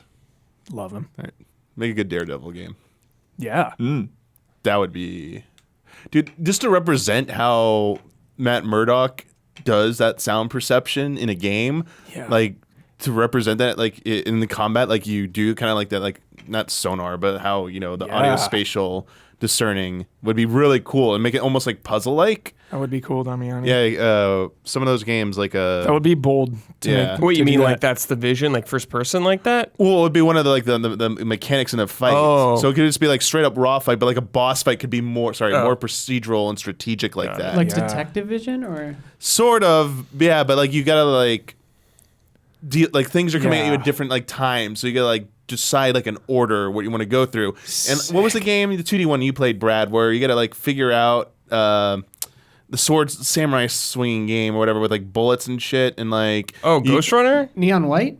Oh, it's older than that. Katana Zero? Katana Zero. Yeah. one. That one. So like you got to figure out the path, game. and once you do it, like everything works out. That would be like it. Like you keep failing until you figure it out. But it's like him playing it in his mind, like Sherlock Holmes style, like the Yeah. Robert Downey Jr. Yeah. thing. Yeah, this would be sick. I'm in for that. I'm in for it, down for this. Damiani. Did you Yeah. play Katana Zero? No. You son of a bitch. I know. You son of a bitch. You were talking about Messenger earlier. I played that one. Oh, yeah, That one was cool. Yeah. Katana Zero's so good. You never played that. Play it tonight. I'm upset. I got time. Tonight? I got time tonight, baby. Okay. I'll play tonight.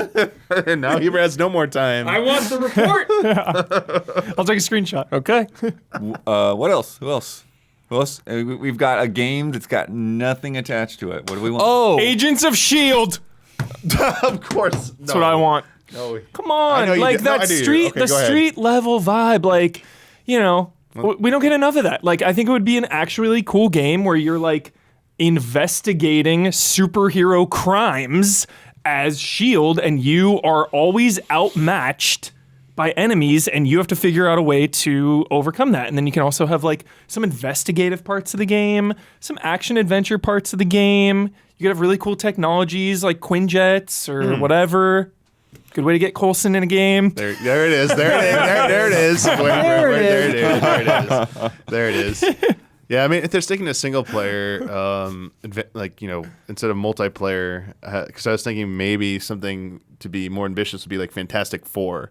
You know, because we have that officially announced. You know, a film project, and everyone's like, "Yo, is going to be a revival for Fantastic Four?" And a good game could go help that way. But maybe it is just like a single player game where you like kind of manage your team. Yeah. Something like that would be kind of cool to do that. And maybe kind of be like similar to Guardians in the end. I feel absolutely, like, dude. Yeah, that's perfect. Maybe with good marketing this time, Dude. it gets you know, it will get like the respect it deserves. Damiani, you know? that seems like they're already doing that. They're making it. That's in development. You heard it here first from Damiani. A Shield game? Is that No, what no, you're no. saying? Fantastic Four. Oh, But like Guardians of the Galaxy. Okay. But just Fantastic Four. I think there's probably better choices than that. I mean, you got the movie coming out. I know. Doctor Doom's going to be huge in Just next do phase. X-Men instead then. I think the problem with the X-Men is you X-Men's got so far off, you got the yeah. Wolverine game in You development. got doesn't matter. Wolverine. You just You're had Marvel doing Ultimate separate Alliance. universes. None of this matters. None of these games but connect. I don't know if you want to have an X-Men not gonna and have- a Wolverine game coming out near the same time or time frame. Wolverine's coming out way before that. These games aren't coming Are you out for a sure? while. Yes, Wolverine's supposed to come out in like a year or two, probably. Yeah. And Wolverine's in Midnight Suns. Yeah. It doesn't matter. Yeah, but that's a these different- are all, that's a different these are genre all of different game. universes, Dom. It doesn't matter. There's a Captain America and like even- Black Panther game coming. It doesn't matter. But even if it's different universes, I still think it like Marvel would want their game to come out at a time, you know, to hype it up. You know, Yeah. you'd want your Black Panther game You know what to else is a little further off? How far off is Blade? I was just gonna say they shut Blade that would down be for a bit. sick. They shut it down It's for a been bit. delayed. Yeah, Yeah, it Oh, might not dang. even happen in Yeah. Phase 4 anymore. Dude, a Blade game. That's the real answer. A Blade game would you be get platinum. so Bring Do you awesome. remember platinum and help Quentin? development. No, from Not on Soft. Switch. Wanted to make From Soft? Sekiro. No. Sekiro. No, I think Platinum would be a better fit. platinum. I mean, if you want a good game, then- Revengeance. I can't see Blade in that style of game. Be kind of fun. I guess it's like a 70-30 shot with platinum. Like 30%, it'll be a good It doesn't game. need the budget and the time. That's true. That's all Not it takes. Not, Develop on a potato. I don't know. They're like any more obscure things they could I'm do. sure something good there with. are. Oh, I'm sure there is. I'm sure. It's probably some character. Oh, that what I is haven't heard of. the because They should make a what's Ghost Rider game or the something. Marvel Suicide Squad called? Whatever. They announced the movie of it coming out. Huh? I don't know. The Thunderbolts. Thunderbolts. Thunderbolts. There you go. Like a villain game. Sure. That might be a cool concept. See how that game turns out. The Suicide Squad one first. Yeah. Well, this wouldn't be like multiplayer. This would be single player, right? I We're guess. talking about that? Yeah, I guess. I don't know. They've said action adventure. They didn't necessarily say single player only. I, but I yeah. would assume it might stay single player. So just being able to choose different characters or play as a team and switch between team members in a fight would be Hell much yeah, more pixelated preferable. Squirrel Girl. That'd be good. Yeah. Squirrel Girl always comes up one way or Yeah, another. people love Squirrel People Girl. love Squirrel. It's Oh, damn it. I feel like it's a Okay, meme. so if they have multiple projects with the same like character, do you know what I want? I want an Into the Spider-Verse game. It looks like that. Damiani. There you go. So, Oh, Insomniac, your Spider-Man man. games are amazing, but like I also want that too. Animated on the Maybe- twos? Yeah. Maybe Spider-Man 2 will I was have, gonna say, have a who nod. says Yeah, I was they gonna won't do say. something Yeah. I mean, it like already that. has an outfit And that the suit, has they've got the that, suit. yeah. Yep. Yeah, I'm sure they But I mean, will. like a full-on. Yeah, Yeah, I that would be surprised. so sick. Yeah. Um, Yeah. Just like part of the game where like Yep. the characters from the movie just pop in and they're like, Yeah. what the hell? That'd be cool. It would be so cool. Doctor Strange, kind of like psychological horror-ish kind of thing. You can do that for sure. You know, have the whole world Yeah. mess You can do around anything. on you. I don't know if I trust EA to do that type of game though. Sure. True. Maybe. I don't know What, about a their horror studios. Well, I don't know. I feel like a Doctor Strange type game would be Kojima, chat says, for Doctor Strange. Sure, Kojima would be That'd a be good great. That'd be great. one. I don't know, maybe like Hulk. Oh, Hulk would be Oh, fun. yeah, it's been Giant, Yeah. giant destructible Yeah, Hulk would be environments fun. and stuff. Ultimate destruction. Yeah, here Love we that go. They got Frostbite, Yeah. everyone's favorite engine Yeah. for destruction. Dude. Frostbite might actually be good for something for a There you go. while. That'd be kind of sick. Levolution. Mm-hmm. There we are. What about Black Panther though? What about it? What do you What do would we you want want from to it? do with that game? like in terms of abilities and I technology. mean, and Speed. I want to be able to run really fast. Yeah. It'll probably be open world, I imagine. I'm sure a lot of these studios looked at Spider-Man and were like, damn. Yeah. And everyone's like, we want that. Platforming skills. You got to make the movement Yeah. so Yes. good. Yeah. You got to. It's all about the movement because you boot up Black Panther in the Avengers game, and it's just like, yo, it just Doesn't feel feels like every other character, just kind of slow and sluggish, and that's not it. Yeah, you got to be flipping all over. Also, the armor absorbing energy and then Yeah. refunding it on people. Oh, that would be that is sick as a good, yeah. mechanic. The Avengers game actually did that part Oh, really really? cool. Yeah, you could absorb damage and then it would like shoot out and stuff. Yeah. That was actually cool. That's really cool. yeah. Sick. Yeah. Yeah, the suit would like build up. I remember. Yeah, you could Yeah. risk reward, like risk taking a lot of damage to charge up your suit. That'd be cool. and but you still take damage when you do that. I played it when it came out. I forget at this Got it. point. But it's just like there's a threshold you could cash in. Like you get too greedy. Yeah, You're going yeah. for like higher damage, but you like screw up and it like reflects back on you. Like you absorb too much, so like energy has to go somewhere. So Yeah. it's not bouncing out. It's going in. Nice. Cool. Yeah, you just treat it like a limit break. You get hit a lot, then you can expel or shoot it out or whatever, but just make it really fast. The cooldown. I just want like or the- sick combos and stuff. Oh, yeah. You Yeah. gotta have great combos. Yeah, I think that's just super yeah. important. If Rocksteady fails to deliver Suicide Squad, maybe someone could step in and make this give that like good feeling combat. Surrounded by a lot of people, and you're just Black Panther, like flipping over shit and stuff. Wolverine's like, my stealing number one. people's. That's it. Yeah, Wolverine. That's gonna be the. Well, it's goat. happening. Yeah, Yeah. it's gonna be the best. Tell me. Yeah, about it. I have a lot of confidence in that game. Yeah, that's the one. Nice. Also this week, Square Enix did not listen to Brad. Uh-oh. Symbiogenesis is not a remake. It is not a re-release. It is not a sequel. It's to the worst Parasite thing Eve. possible. Dude, this hurts, man. It is, in fact, an NFT collectible art project Boo. coming next spring. So gross. Boo, Yeah. dude. So There's gross. apparently some game-ish interactive thing Who to cares? work your way through a doesn't- story it doesn't tied matter. to One step them. forward, two steps back. Yeah. Like, they just put out the statement saying. Conversely, Cody Kerr in chat says, I love NFTs. Could be sarcasm. I think Yeah. it probably Yeah. is. Oh yeah, pretty thick. I know I'm pretty thick there. Well, we were also joking earlier today, right, that like Square Enix is coming to the party like after the place has been trashed and everybody's gone home. That is so. Buy low. Everyone's out. Yay, it can only go up from here. Yeah. What? Crypto prices are lower than ever. Now's the time to buy. Oh, we got it. It reminded me it was a perfect. pyramid scheme. It's over.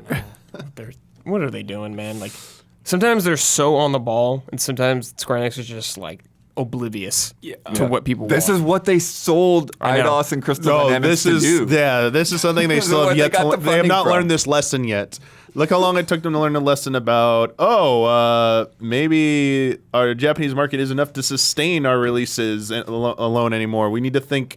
We really need to double down on global releases, aka Dragon Quest should never be a staggered release ever Yes. again. Please release it globally at the same time. Yeah. And how long did it take them to learn that? So this will probably take a few years for they're like, oh yeah, NFTs, those things didn't work out for us. It's like it's not even for the gaming community. It's Yeah. for No, the. it's- It's, no, yeah, it's it's for never people for that the- just yeah. do not pay attention at all, and they're just trying to get rich on the side and hope they're. Well, like that's the whole thing, right? Is like, Yeah. I mean, it's like Konami with pachinko and gambling Yeah. Well- machines and stuff. It's for a whole different market. Like, Yeah. Well, yeah, it's for crypto their bros investors, are yeah. different. Yeah, I think not different Konami animals. niche also- gamer people. To be fair, probably Konami mostly. was or is still doing this as well with NFT stuff. They were Yeah, they're doing talking stuff. about it. Castlevania stuff, I the remember. Castlevania stuff.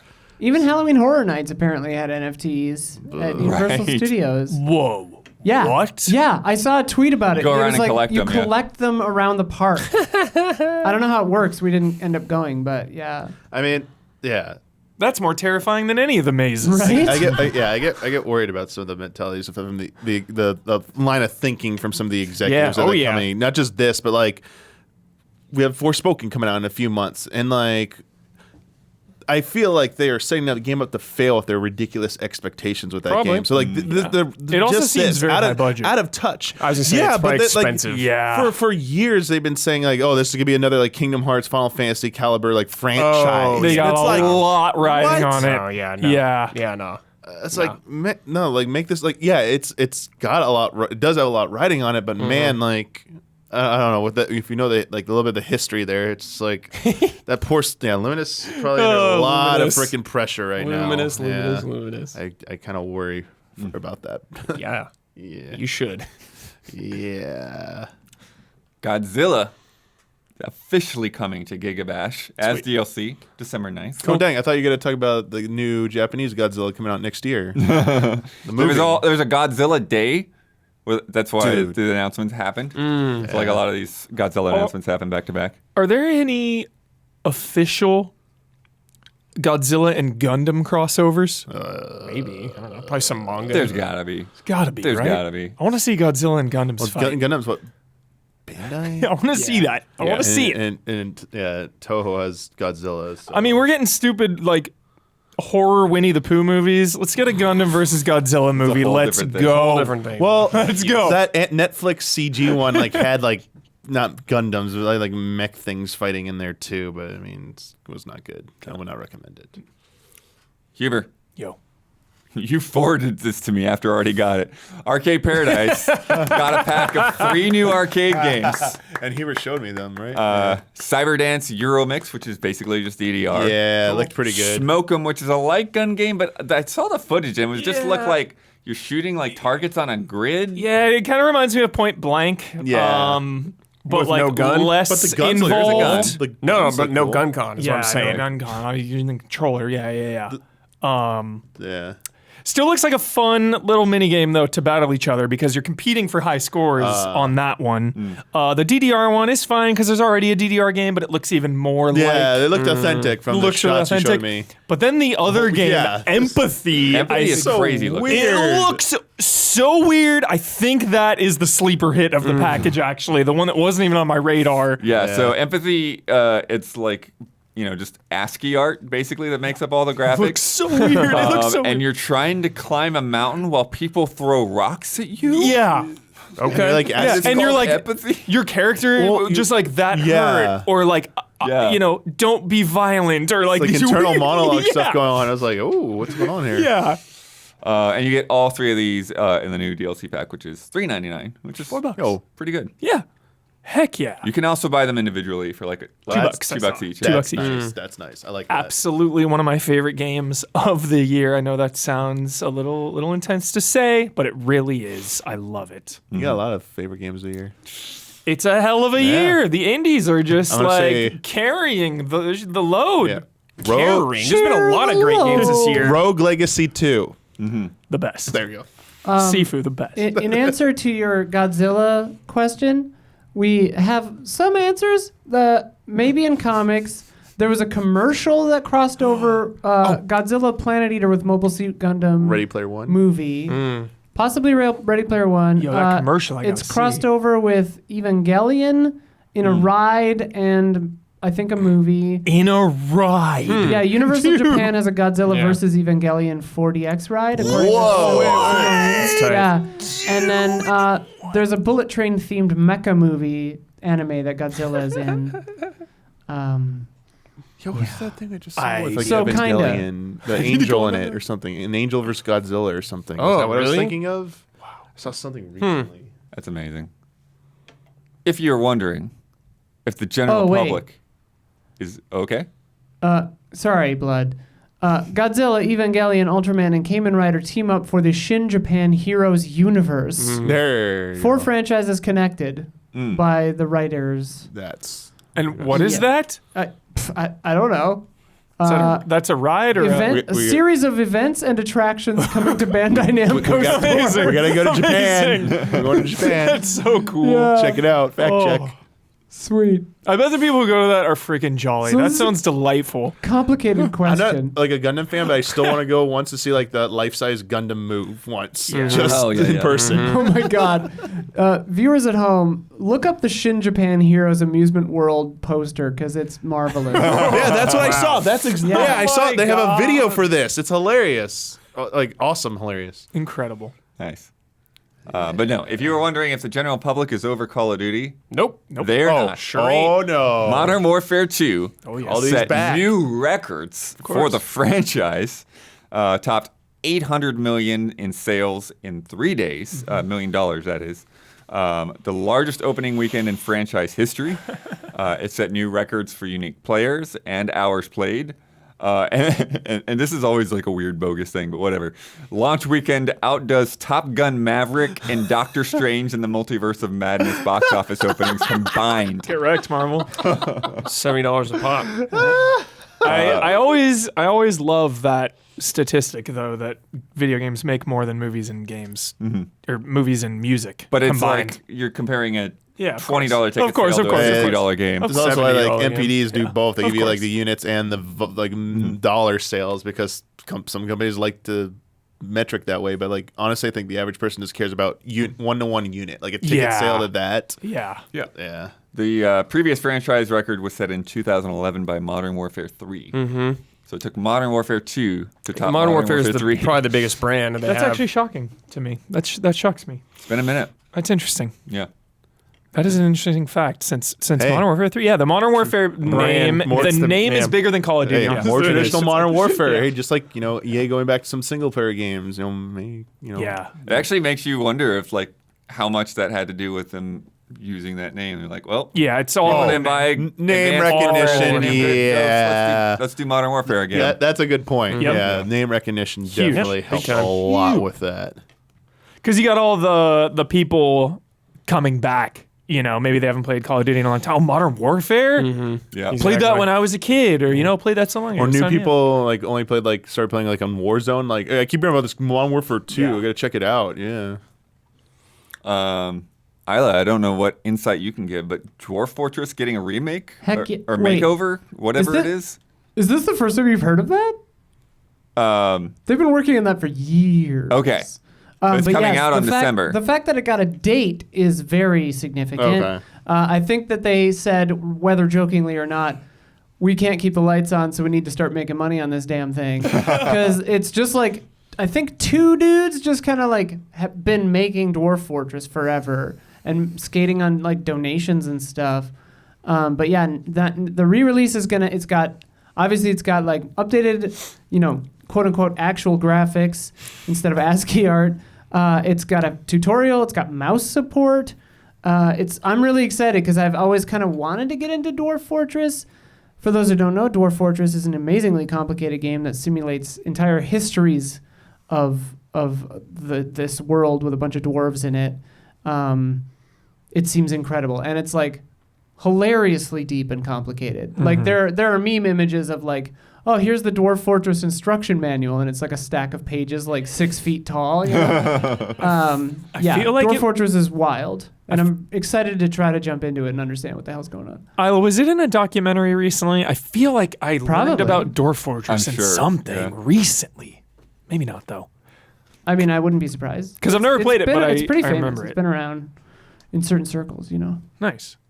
Are you gonna get that? You're gonna jump in? Oh, I'm for sure gonna jump in. I mean, Heck that's an easy update for sure. Sick. And maybe a stream where like Don and I just stare at it confusedly for hours and then give up. Looking forward to it.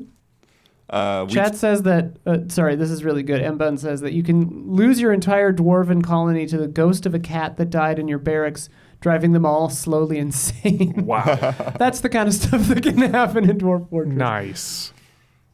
We talked about recently how NetEase snagged Capcom's Hiroyuki Kobayashi. Mm-hmm. So now the Resident Evil producer Yeah. has a new studio It's a big one. named GP Track 50. Just racing themed Rolls off name the for a tongue. studio. They're focused on. It's also all caps for some reason. Just all jammed together. very exciting. No spaces between GP Track 50. It's actually an acronym. Oh, gosh. And they're focused on making a new global IP that not only encompasses games, but extends out to films, novels, manga, big budget, big picture. Franchise. Yeah. Franchise it. On a recent episode of his podcast, Brain Structure, Hideo Kojima addressed the abandoned rumors and conspiracy theories. This is funny. This is good. Called them a nuisance. Yeah. Whoa! Said he was tired of it. Yep. Even though the developer had tried to debunk the theories, people still send Kojima over a dozen messages every day. My God. Hey, wait, Kojima- Brad, you were nodding knowingly. Do you listen? I heard about to, this. Do you No, I don't to listen. Brain- I haven't. Oh, I okay. saw a it's note. made some headlines, yeah. I was like, are you a listener? No. But Kojima said, It's okay if It's you are, probably cool Brad. though. It's probably cool. Yeah, Just yeah, announce yeah, your yeah. fucking game. yeah, That's it. talking about the abandoned developer, Kojima had said, I don't think that there's much he can do or say at this point. But if he releases the game, people might understand. So maybe he should just hurry up and release it. I would be shocked if that game actually comes out at this point. Nope. Kojima I don't think it said will. that. I don't think it will. I don't think it I will. think it's done. Kojima said that about Abandoned? Yeah. Oh, wow. Yeah. About the abandoned developer. That's so funny. I'm surprised it took him this long to say anything about it, honestly. Yeah. It's been a long saga of people saying that this is linked to You, Kojima. you have attained a weird level of, not success, I guess, but notoriety when Kojima gets so annoyed with you. He's like, just put your stupid game out. I'm sick of hearing about this. Huber, Last of Us TV series has a date, January 15th. Oh my God, it's going to be an event. It's going to be awesome. So excited. I want to do a spoiler mode after every episode. I want to. I'm not saying we're going to. I'm saying we're going to. Yeah, like I think it'd be a good goal, but I won't hold people to it if Yeah. you can't keep up. I'm so excited for this. We're doing it. If nobody can do it, it'll just be an hour of the desk by itself. Everything I have seen, everything I have heard, and everything I know about the people involved in it is all 2 thumbs up for me. I have such high hopes, and I'm so optimistic that this show will be great. Just great. It's going to be great. It looks really good. Yeah. Yeah, especially for a game like this, because when people think of The Last of Us, they think of the story first. Yeah. Every time. Totally. Not the gameplay, it's always the story, so it makes sense here. Just Yeah. stick to the game. Yeah. Stick to the game. Because we know that who's the Yellow Jackets girl, Isla, that's also in Last of Us? Huh? The main Yellow Jackets girl? I don't know. I don't Yeah, look Ben's up not the here. names. Yeah, of- Ben's on not here. here. Yeah, Ben would know. Actors. Ben would totally know. But she's playing a brand new character. Melanie Linsky. Correct. Oh, the lady. Correct. The adult. Correct. Yeah. But I'll mute your damn mic. she's playing a brand new character. We know. That's all we know. So they are going to Oh. So be is Troy Baker and what's her name? Ashley Johnson. Johnson, yeah. Yeah. So They'll be in it somewhere, somehow. yeah. I'm hoping Troy Baker plays David. I think that would be cool. That is good. Yeah. That's good. But did they say he's yeah. playing a new character or a new character I have no for idea. I have him? no idea. Yeah. So, yep. Couldn't be more optimistic. Couldn't be more hyped. Like going into Resident Evil, the show. you like that's a. I was excited because it's like Resident Evil, but I'm like, okay, the things I've heard about it, I love Lance Reddick, but like I'm not too sure about the people involved in The it. track record of the series. Exactly. Right, yeah. No hope, no expectations whatsoever. Yeah, this is different. Druckmann involved, Zayler from Chernobyl, like everything about Yeah. HBO Max, just everything. Taking it a little, taking Promising. a little bit maybe more serious. I mean, it's hard when Resident Evil, even like the CG things that look like the Yeah. games aren't that good either, in my Yeah. opinion. So, Right. They're not. like, was excited for Leon to be on something. Is like, man, they even botched that. Watchamania. I forgot to write down the name of this channel, but whatever. In an interview on YouTube, Phil Spencer addressed Call of Duty exclusivity, saying they will keep releasing it on PlayStation as long as there's a PlayStation out there to ship to. So very much comparing it to Dot. Minecraft, yeah. ... For a price. I'm just kidding. Yeah, that's For an embrace. For an embrace. You just got to embrace us. Embrace Phil. And maybe the most ridiculous story of the week. IKEA sent a cease and desist letter to indie developer Jacob Shaw for his kickstarted horror game. The store is closed, claiming it infringes on their trademarks, indicating the color scheme, employee shirts, the line on the ground in the store, and the furniture itself, which is he just like pulled from like existing asset packs. He didn't make the furniture in the game. Called parody. Yeah, Also, it should all be parody. Their store colors are just the Swedish flag. Yeah, it's just blue and yellow. It's just blue and yellow, you guys. and, Cool it. and the name of the store is just Steer, right? Yeah. Yeah. The store, right? Like, all right. I wonder the order of events. Like, who at IKEA saw that and was like, "Oh no, we gotta take They this saw down." people writing about it, and they're like, Yeah. "Oh, it's like a horror game taking place in an IKEA." Even though he never says any of that. Got it. They're like someone in some team, legal or marketing, was like, "Oh, we don't want public perception to associate horror with our like stores. It's gonna damage our brand, you know." But no one's gonna think. Do you think that. big enough companies, just like their legal and marketing departments, like anytime the word, like say IKEA for example, like anytime just a bot, IKEA is mentioned like on the internet, they're just like flag. They're going to sue What are we us doing for over talking about it. They got bots to do that for them? Yeah, they have spiders crawling that. Yeah, stuff out. and then But they get that's a what's report. annoying about it is it's like it's a solo indie guy, so it's like you could fight this. You could say that this is parody if you're NBC Oh, making but a it show doesn't or have whatever. the money. He just probably doesn't have the money. But you Yeah. didn't have the money to even take him to court. Well, and also, ZOVGM points out that how does parody law work internationally? Apparently- Like, who's to say? 'Cause Apparently, they're in the country of origin, because I was reading some of the articles about it, the copyright law is roughly the same there as here. Oh, okay. Apparently, Okay. so it wouldn't be weird, like or different or something like that. I just think But- the stuff like but Saturday yeah, Night Live does. It's like they pretty much Yeah. like use Yeah. Legal like costs, brand names though, and stuff. yeah. The Well, a lot problem of is those the are costs, sponsored, but yeah. Yeah. The legal cost of having to fight it. That's how a lot of these happen. Like you do probably have a leg to stand on, but do you really have the finances to fight an army of corporate lawyers that could drag it out for years? The world needs some hotshot pro bono lawyer that helps Matt Murdock. that like helps out all of these causes. You know, people making like little indie games that get shut down by Nintendo. Like we need someone about to that. defend Are you talking us. about fan games say made by that's gonna work. Nintendo where they clearly are reusing? Yeah, no, maybe a little different, but this case, this is.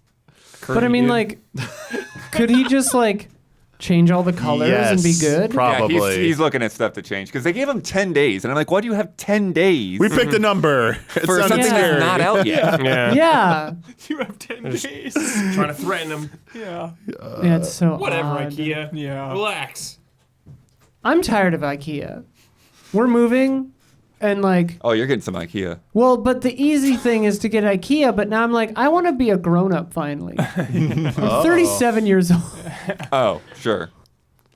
It's time for love and respect.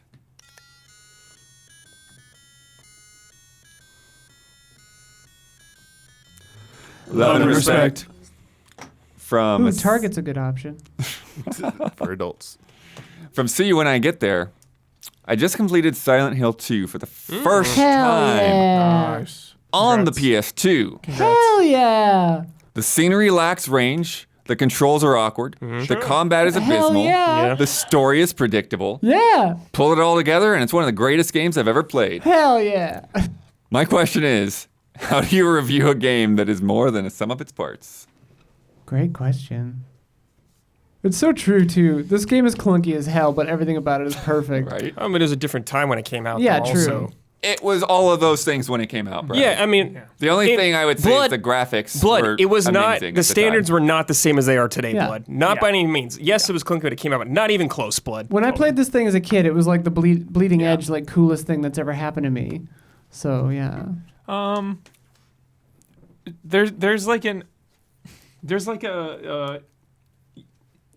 There's no like rule book for it. You just follow your heart, you know? You follow your heart and soul. It'll tell you. It'll guide you in that review. There are some things like, you know, that you can that are mechanical and nuts and bolts stuff in games, like does it work? Does it, you know, Dude, how does it make you feel though? You gotta follow those emotions. The vibes. The vibes. Absolutely. The Well, heart then- and play. Yeah. Yeah, There's- it's like people like Deadly Premonition. It's like you look at that game, you're like, wow, this is Yeah. garbage. Yeah. This is a terrible game. But Yeah. people love it. Yeah. Yeah, and yet it It's has incredible. no flaws. Exactly. It's- People it's overlook them astonishing. because they are attached to You're over something about there it. getting Yeah. a fly run. Yeah. All fly run. Hashtag all fly run, right, Don? Yo, Yeah. Isla. Yes?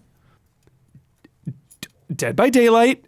Brundlefly. Are you kidding me? No, they should, I'm saying. Oh, yeah. They yeah. should add Brundlefly. Are you kidding Yes. me? Yes. Yeah. Because Are you it's not kidding me? real. Yes. Add Brundlefly. Who is Brundlefly? Any thoughts on Manny? Yeah, I think the answer to the question, I think, yeah, it's your job as the reviewer to put importance in words to the accomplishment, that achievement that the game Yeah. pulls off, and weigh that appropriately, saying that this is the most important thing about this game. And giving a lot of like real estate to that, and like conveying it, like kind of what you're saying, Huber, about your emotions, your feelings about that, and how it pulled you so much in that direction. And it's your job to use those arguments to say this outweighs Yeah. all these shortcomings. So yes, if you judge it, everything weighted equally, maybe in other opinions, this wouldn't be as great of a game. But in my opinion, I weigh this so highly because it's so important, and it is the most important thing to take away from this game. Now, who cares if maybe they had some visual performance issues, or maybe the writing wasn't as good, or the combat wasn't as good. But like what it does, like can't get this from anywhere else. Remember we talk about like games that don't have a sequel forever, and they wouldn't be like 9 or 10 games, and we just wanted a damn sequel. I forget what we're talking about. But it was like some genre of game, like we just want another one of these, even if it's not like a 10, like a 7 will do. Yeah. Just because they don't make these types of games anymore. Yeah. I always wanted a sequel to Rise to Honor with Jet Li. Yeah. Give us one more of those. Yeah. One more. All right. Yeah, but it's the thing, even going through like our own reviews and stuff. It's like it's so easy for people to just kind of like take for granted the good stuff. You talk about all of these things and everything, but it's like if you mention negatives at all, they're like, well, why did you score it so high? And I'm just like, did you not see all the good things that we said? Did you not look at the video for like the past 8 minutes? Like, are you not looking at this game? Yeah, it's always, the Yeah. negative always takes the focus. Yeah. But the thing that came to mind with the description, like Final Fantasy 15. There's so many things that like I hated about that game, playing through that game, but I loved that game and I kept playing that game. Yeah.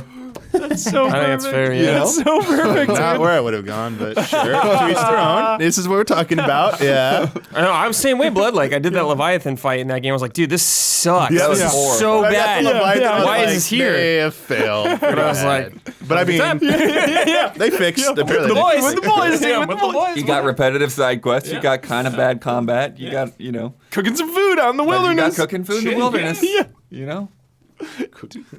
some bonds. Yeah, dude. I Cup of noodles. crave 15 weirdly at random times. I say a word, Huber. You can't tell what's going on in the Remember story your feelings at about all. this, Huber. Gotta watch Kingsglaive, and you still won't know. Was it Commando or whatever? What was the Comrades? Oh, my God. Comrades was so whack. The roller coaster of Yeah. humor. Dude, we're all playing Comrades, playing it. whack, No. dude. Comrades is To uninstall. Even Jones couldn't save it. Yeah. The weird DLC. Yeah. Dude, Square was so weird about that game. That whole game, everything surrounding that game is weird. Everything. Assassin's Creed crossover. Oh my God. In was that? That was 15. Yep. Yeah. And then in Well- Origins, Yes. they had the crossover from Yes. 15. Yes. Yeah. There's like yeah. that weird chocobo camel that's ugly as sin. I feel like another game that people go through this with is original Nier. Oh, Yes. Yeah, Like, a lot of people argue the greatness of that game is not Chat the was sum of bringing its that up a no- lot, Oh, yeah. okay, Yeah, not the Nier sum of its 1 parts. is yeah. so rough, but Yeah. it's a special. But like, it's worth playing for Yep. like the soundtrack and that story alone, and those characters not writing. Yep. You don't get something like that very often. So if you can get through all of its other shortcomings, you're going to come out the other side with something a really good, those really good narrative and kind of presentation experience from Characters, that. yeah. Yeah, and I think that makes you appreciate what they've done since a little bit more as well. Other games chat mentioned were Mirror's Edge, House Flipper, PC Builder. Tokyo Slim said Bloodborne, but don't worry, I banned him. Wait, what? Yeah. Doesn't run well. That's funny. That's why it's important to play shitty games every now and then. You get perspective on games. Major perspective. That's why I'm happy I've reviewed some bad games. Major perspective. Well, watch out saying that. We'll find something for you. I always review the worst games. Brad does usually get dunked with the worst. Now I do. What was the last worst game you reviewed, Huber? Great question. It's probably been a minute, actually. Yeah, you're right. I reviewed Switch Sports this year. Duh. It wasn't that bad. That wasn't that bad, Blood. It is. When you go into 4s and 2s. Yeah. From Brandon K. Gann. I'll get the next bad one. Throw it my way. Next, review Reverse. There you go. I can't play it. No, don't do that. Still can't play it. 0 out of 10. Still Can't cannot. play it. I still cannot play. That is a game more than some of its parts. You know, it's so awful you need to play it once. That game is less Sun than the makes sum it of its worse. parts. Yeah, I the sun did- makes it worse. I did every single thing possible to try to play it, and it just downloads the beta. That's what you get for I being saw a you devoted tweet fan. Someone Yeah, at Capcom knows how much it'll break your heart, so Yeah. they're I trying think to I spare actually you. emailed Capcom about it, but I don't think they got. They They're don't. not- they're never the gonna budget is respond. spent. The Yeah. game is done. They're not going to Like, respond don't to that. worry about it. Move on. Yeah. They're going to sweep that No under reply. the rug. They just email back and say, good. I just want to stream it. I just want to stream the game. We'll just use my account. We'll download it to your house. Yes. Yeah, Hubert, just The other log day, in. Brad said he was not going to do that. Okay. So No, we- Hubert- we Well, I like to have debated leverage, that shit. Blood. I like to Hubert, threaten just him. log in on my PlayStation here and play it. Oh, wait, I deleted it. All right, from Brandon K. Gann. So now we have arrived. The embargo date for God of War Ragnarok.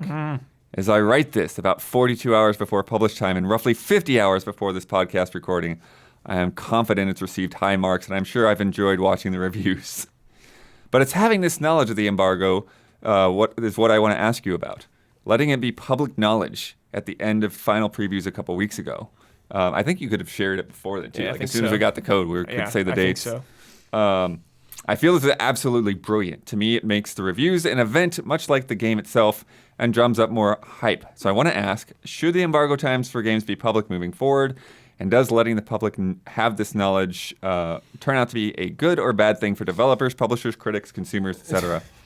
And do you feel like this is only viable for major AAA games with heavy confidence, or you answered your own question the right answer. there. They did this because they were extremely confident. Marketing in it. Yeah. department 101. It's like you feel this game is good. You want people Yeah. talking about it and Yes. drumming up hype. If you're unsure in the least bit, you tell everyone to keep that information, quiet. That's right. They are confident verging on cocky for this game, for sure. Very much. Yeah. any other thoughts? I mean, from the I don't have from the thoughts on it. outside looking in, though, I think just from people like this stuff, it's only a benefit to them. I don't see any kind of downfall to people who want to know more about games. It does help. It's kind of like a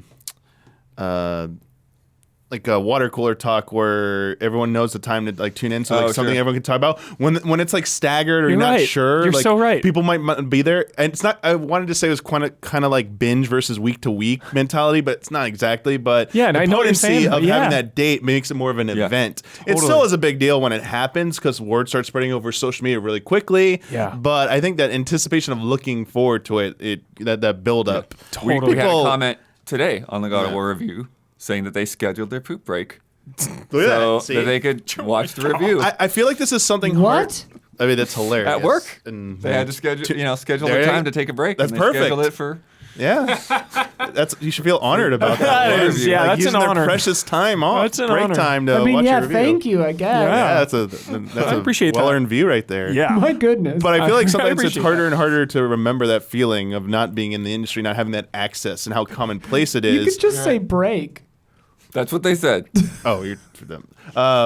Yeah, the thing about before you worked here, when you were younger and stuff, how excited you'd get about a big review going up and Yeah. the discussion. You get and a Game Pro, Yeah, and it's like so and so reviewed. It's exactly. Yeah. But that goes to what I was thinking. So I was thinking about what the purposes of embargoes and the history of all that, and I wasn't really involved in that side of things at the time. But I think that embargoes probably started because of print, because of magazines. They're like, okay, these online sites are starting to come up and all that. You guys need to hold your review for when the magazines are going to be out on shelves and all of that. That is you know, a great perspective. Don't get out there ahead of them, because we got all these and they're putting money into cover stories and everything like that, right? Yeah. And then as time went on, then it became just sort of like, okay, we're going to keep this going because it allows people to all have the space to be able to finish it, in a way, so it's like people aren't just rushing to be first, So yes, in theory, but it works the other way around too. yeah, because when you don't get a game until like 2 days before code, like, or embargo date, it's like you did the complete opposite. Now it's like even more stressful because like not gonna hit this whatsoever. Specifically when the embargo date is like a week or two before launch, but you gave it to us like 3 days before the embargo date. And like, what? That's happened to me numerous What are times. you doing? Yeah. We have all this time. Just put the embargo date for later. Yeah, totally. So, yeah, that's like the bad side of it. Yeah. On the other side, on the publisher side of it, it kind of helps them because for whatever weird reason, the way this industry works is that like codes go out in waves. And so they only get so many codes at a time. So by keeping, having everyone keep the embargo dates secret, they protect their own inbox. Because as soon as one of us gets a code, somebody starts talking. And they're like, oh, you want to play, do you want to play Turtles with me? You remember? That happened. Like, you have Turtles? Excuse me? And Did I leak something? no, you didn't. Somebody else was asking you. Okay. Yeah. Okay. It's like I You've probably leaked leaked plenty, it. though. And so it's like, so that's the thing. It's like, no. Only certain people are supposed to have it right now. That's right. And so if the word got out there to everybody, then everybody's going to start hounding them. It's like, we don't have any more codes. I remember. And so, yeah, so it so it protects them on their side of things as well. And then, but then there's also, like you're saying, there's that additional pressure, right? When everybody knows God of War reviews going up now, Yeah. they're all looking at us like, you don't have it up now. Yeah. And so thankfully you were able to have the time.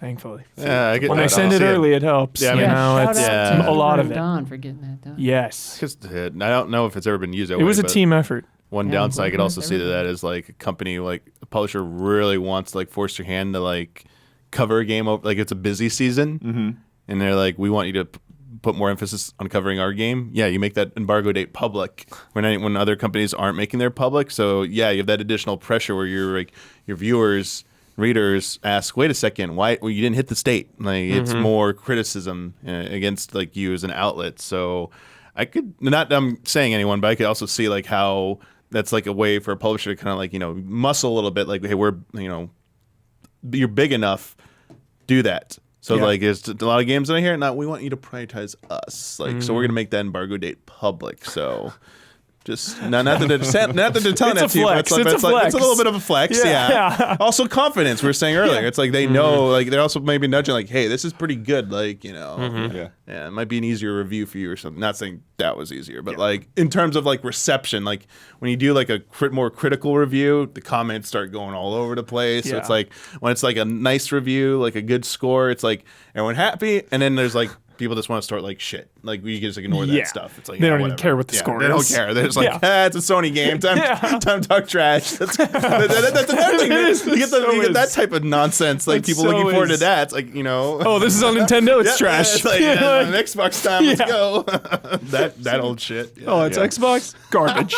Yeah, in terms of whether I like it being public or not, it really just comes down. It comes down to like how doable it feels. You know. Because it's like it's nice when it's done, to be able to say, hey, it's done. Yeah. Here's the time. Tune in. But when you're That not was there yet, so unique of an experience. That never yeah. happens, but yeah. And another thing it really helps out with, like having that lead time and having that like being able to be public, that like your content scheduling. Right. Like it does help a lot, and the nice side of this is they're doing us a favor by making our jobs easier. So it's like, I'm definitely going to prioritize something that has a long lead time and has a public embargo, because like you're working with us. This is being like you understand what we're going through. So thank you for like appreciating that. So the less cynical side of that. There. Yeah. I also wonder if like obviously having a bigger budget or a well planned and maintained budget leans into them being able to include like a window of time for reviewers and marketing and stuff like that, and not just crunch right till the end of release day, you know? Because I think about like this stuff and like Naughty Dog stuff or like Death Stranding, which we got really early. Yeah. And they were just like, no, day one patch, it's good. Yeah. And it's just like, that's part of a well-produced, well-planned, Yeah. well-budgeted game as well, which you mostly get out of AAA. Totally. Like it shows that the studio is they got everything under control, you Yeah, know? well-run studio. Yeah. Cuz like if a game is super long, like you don't want to be crunching 10-hour days to hit that embargo. It's like having that extra time is nice because just to be able to play the game at like a normal pace. That's a Which, very like, you know, no comment on whether or not there was crunch here, because I'm sure there was some amount of it, but like, sure. yeah. That's such a good point, Huber. I will say that trying to, even when it is doable, playing a game for extensive Xenoblade times, or, it's a long game. Just playing more than, like you said, like potentially like 10-hour days, like doing like more 10 plus 12, 16 hours to play through like a long game in a short time isn't always the best way to experience the game too. Exactly. So having like, 2 weeks to go through like a 50-hour experience it game, right. Yeah, Yeah. you could break that up over Yeah. like normal hours each day and still get through it, and you don't feel like it's like, this is right. Binging a show versus the week to week. This is it, because you might not remember everything as well, or something. Yeah, it's not like that's. I get some people do when they get a game, they go through it, they rush through it and everything because that's how they want to play it. But like that's your choice and you're used to it. But having the option. Not is everyone nice. plays that way. So like when reviewers are forced to do that, some are able to adapt and do that because that's like their style. Others it isn't, and it's rougher on them. And like you've seen stories like of people who've had to crunch on our end, and they just say, I'm burnt. I can't do this, man. This like burns me out. This isn't the best way to play a game. So it's nice to have that flexibility to accommodate more people like that. Yeah. And playing a game I'm reviewing versus playing a game I'm not reviewing is so different, because the game you're reviewing, like that, it takes extra energy to play it. Yeah. You know, you're thinking about it. You know, it's you're working. You're playing a game. It's work though. Versus like, I'm just chilling out with Gran Turismo race and turn my mind off. Hit the tracks. Versus like, okay, I gotta get all my critical thinking out here. So yeah, Like cramming all the games for GOTYs is an interesting thing, because it's like that's probably the closest thing I personally get to reviewing. But it's like, okay, I've got to finish all these by January 5th or whatever, so I can say if it's bad or not. Sifu. I'm not gonna play Sifu. I'll play it. It's an indie game, right? I'll play it. I know you will. Of course you will. Bloodbath indie. I mean, we played it on category. a stream. I thought it was cool, but it just seemed really hard. Yeah, They have difficulties now. they do have. Huh? You can just Yeah, cruise that's true. through it. You can just cruise through. And then Heber will Short remind game. you that you didn't play it on the right No, I difficulty. won't. No, and I it won't won't. be the right No, experience I when it won't. comes to our debates. If it's that or nothing, I would say do that. Like, yeah, Okay. of course. Okay. Yeah. I mean, I gotta finish Signalis still. All of you have to play Immortality. Yeah, that's one I do for sure. Immortality. From Skylar Simonton. Hey, guys, remember RuneScape? Yes. The initially browser-based MMO by the JX Netflix. company. Well, recently my brother Netscape. just beat it Whoa. in a game about endlessly grinding out all 18 stats, trading in the Grand Exchange, and gathering the rarest of loot drops from the most old-school punishing bosses in the genre. He finally got the last piece of gear that he has been grinding every free moment he has for. Wow. Now he can set the game that he has been playing consistently for the last 16 years down for good. I'm afraid I don't really understand every detail of how the game works, as I never got into it, but I know it's been a consistent passion of his. Yet with this final achievement, he is so happy to be able to stop spending his free time and move on with his life. Wow. Okay. Ouch. So I wanted to ask, Phrasing it that way, what huh? games or hobbies have you spent an ungodly amount of time on, striving to get that one achievement that will allow you to finish Just to it get once and for one all? thing. The how long to beat for RuneScape single player has 1,284 hours. It's a window. Oh God, here we go. 1,284 hours to 4,765 hours. Yeah, it's an MMO. But like, Love it. Yeah, Love that's it. true. But like this is Love an it. old school where it's like gear based, like grinding for gear. Yeah, That is where half a year. modern MMOs have like stories that like take a like would not take that. Like if you just go MSQ and like 14, it's not taking you Oh, for sure, 1,000 for hours to beat Final Fantasy 14 story. No. But like old school like RuneScape and like Dark Age of Camelot and like EverQuest, like that Deok. shit, like take like like Final Fantasy 11, like the end gear stuff. Like apparently that still takes 10,000 years to do. Yeah, like, once there's you at get least the story. storylines in 11 though. Yeah. You can finish.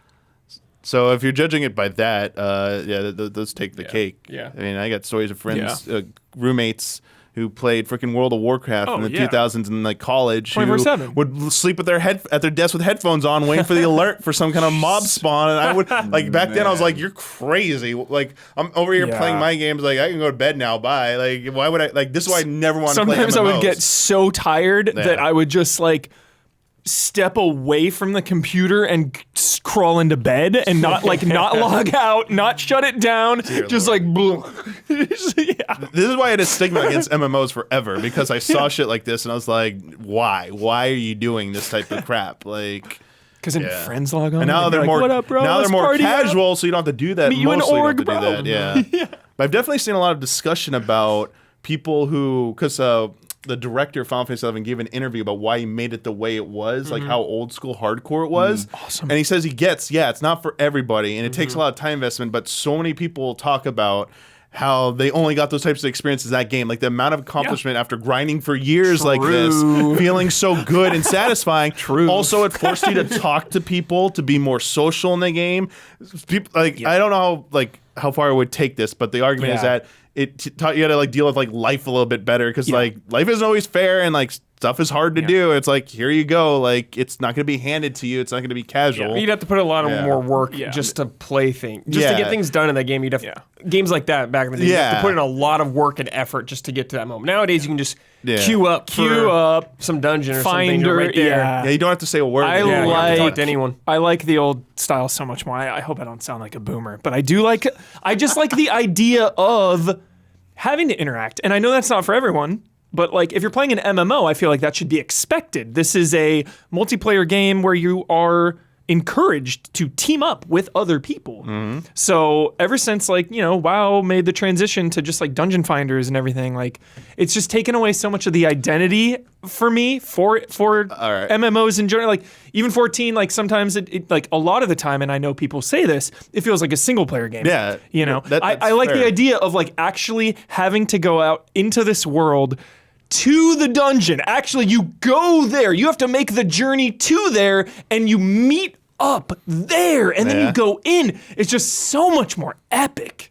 So that has a lot of validity, and I agree with a lot of that stuff. I think some of it has moved on into different things. So everything you said about like WoW and 14 is true, but that line of like communicating and that like higher effort, or taking a lot of effort to put into it, moved to different type of content in those games. Rating. Sure. It's That's where the high-end communication rating has is, for sure. become what the traditional experience sure. in old school MMOs have become. Yeah. It takes that level of like commitment, patience, communication. Because if you try and do high-end rating in either WoW or 14, and you don't you're not on comms, you're not. I you mean, have you to. can. Okay, there's some things you can do, but it still requires kind of communication in chat at the very least, like in text chat, and like coming up with like macros and like confirm. Do you understand this? And like, but like the highest stuff, really, you need voice comms and you need call outs, and like you need like you're doing content for like weeks on end, sometimes months.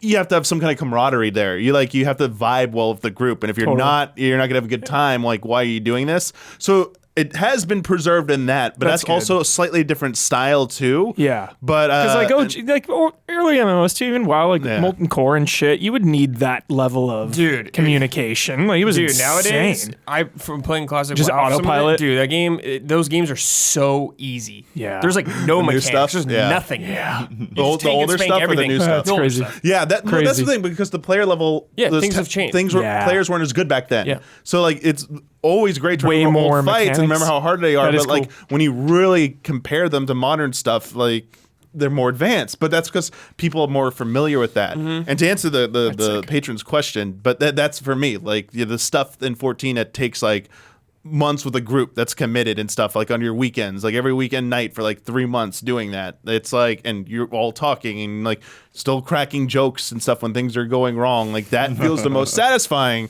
when you complete that type of stuff compared to like everything else in the game feels like this is low stakes. There's no, like, it's like if it didn't have a good story, it'd be like, this is kind of like boring content. Like the story is like really carrying a lot of this stuff. And like the old stuff, like seeing those videos, like, almost kind of wish you were there for like the more like, even though they have like, you know, stuff that is that like, you know, kind of like inappropriate nowadays, but like the dots video, like more dots, like seeing that, or the old WoW PvP videos and shit. It's like, dude, that's stuff like there, legendary and like there. hilarious and awesome. Like I've been there for it, but It was sick. yeah, It was sick. The old days. The old boomer days. Just different. Yeah. Just different. Congrats to your brother, Skylar. yeah, Yeah, wow. 16 years. I'll clap for that. I'll clap for that. Absolutely. You achieved it. Yeah. Oh. Yeah. You achieved it, dude. It's time for bets. This week's bet. Sonic Frontiers is out next week, arriving November 8th.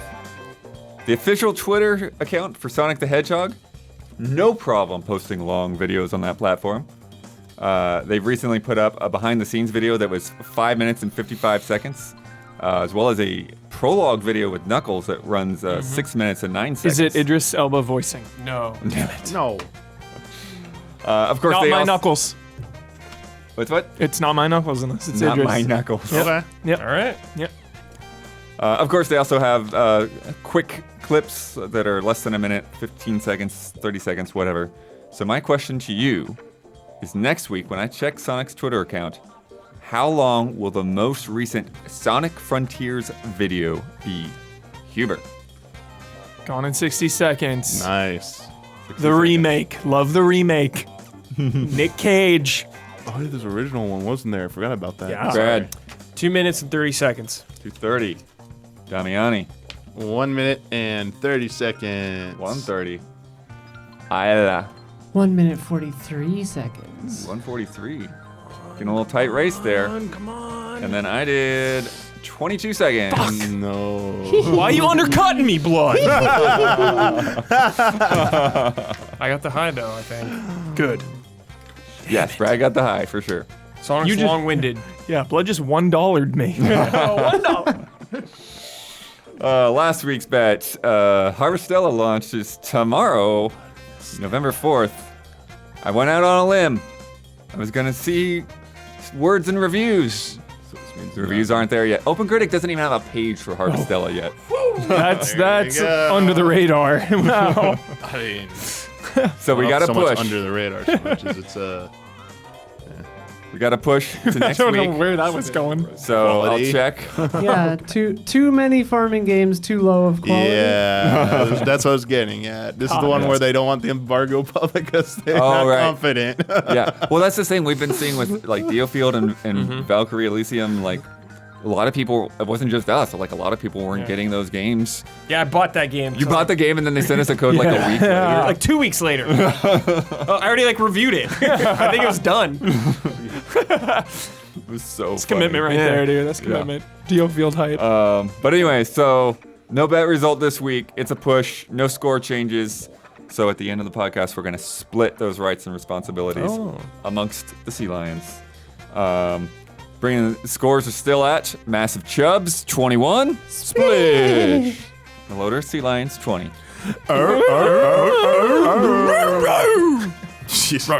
We're weird. Let me tell you about patreon.com/EasyAllies. The future of Easy Allies depends on you.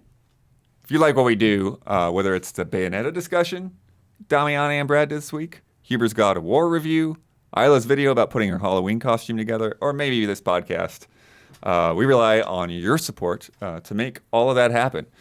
You can do that through a Twitch sub if you're watching here live. You can do that through a one-time donation with that little button down there below the video if you're watching on Twitch or YouTube. But the best way to support us is, I fixed it. Blood, yeah. The best way to support us is to give a monthly pledge on Patreon, which not only gives us the most benefit, but also nets you some fun rewards in return for these various tiers If you give $1 a month, you get this podcast with no ads and with 2 extra love and respect questions that we shoot after the live taping. At $5, you get early access to this VOD, as well as other podcasts and other things that we do. And you get to submit to Love and Respect, and you get access to our Discord, where we hang out and, post news and post pictures and all kinds of other fun things. Picture of his bruise over there. Yeah, check that bruise out. That's pinned, I think, so people can find it. Nice. There are a lot more rewards. I'll try to bruise myself more often, Jeff. We could just start hitting you. That's okay. There are a lot more rewards over there, including voting on Stream Team, getting on Don's Chat food reviews. doesn't want to see your bruise. Well, then pay to not see it. There you go. And you can submit messages for Brandon Jones to VO. Send us $100,000 in unmarked, non-sequential bills, or we will tweet the bruise photo. Non-sequential. We haven't thought about that. We'll do something you don't like if you don't. Yeah. We need to threaten them. The top 3 tiers get shout-outs on each of our podcasts. And this month's shout-outs go to Javawabs, Elthanis, Greg the Dark Knight Kettering, and Anna Croth. Shout out! Shout out! Loader Sea Lions, you get to promote any Easy Eyes video you like to promote. You get the final word on anything you disagreed with, want to reiterate, or just popped in your head. And you get to sign off with your trademark sign-off. So who's doing what? I'm going to promote. Okay. You know I'm going to promote. Oh, yeah. Promote that God of War review that we did. It was a team effort. We had some allies playing it for the preview. We had blood in there, getting some extra footage. We were getting multi-pronged approach, getting footage. Blood was like, I'm going to get some music. I'm like, all right, I'm going to get some of this, footage. It was awesome. We got Don in there making an epic cut, and even Brandon Jones himself doing pickups. Jones has our back still, watching over us. Jones has us embraced. That's how I feel the embrace of Jones. Just shout out. So God of Even War. I was messaging Hubert at 2 a.m, being Yeah. like, did they used to swear this much? So check out that review, and it's pretty spoiler free. So don't be scared. What do you want, Damiani? I'll do the final thought, last word here. Is that cool? I think you have a better sign off now. Yo, Phil, keep embracing. You got it. Damn. All right, gotta do it with me again. Yeah, I do it in one piece. There you Gotta do go. the One Piece. Here we gotta do it. What's the word, though? I forget Super. the word. Super. Yeah.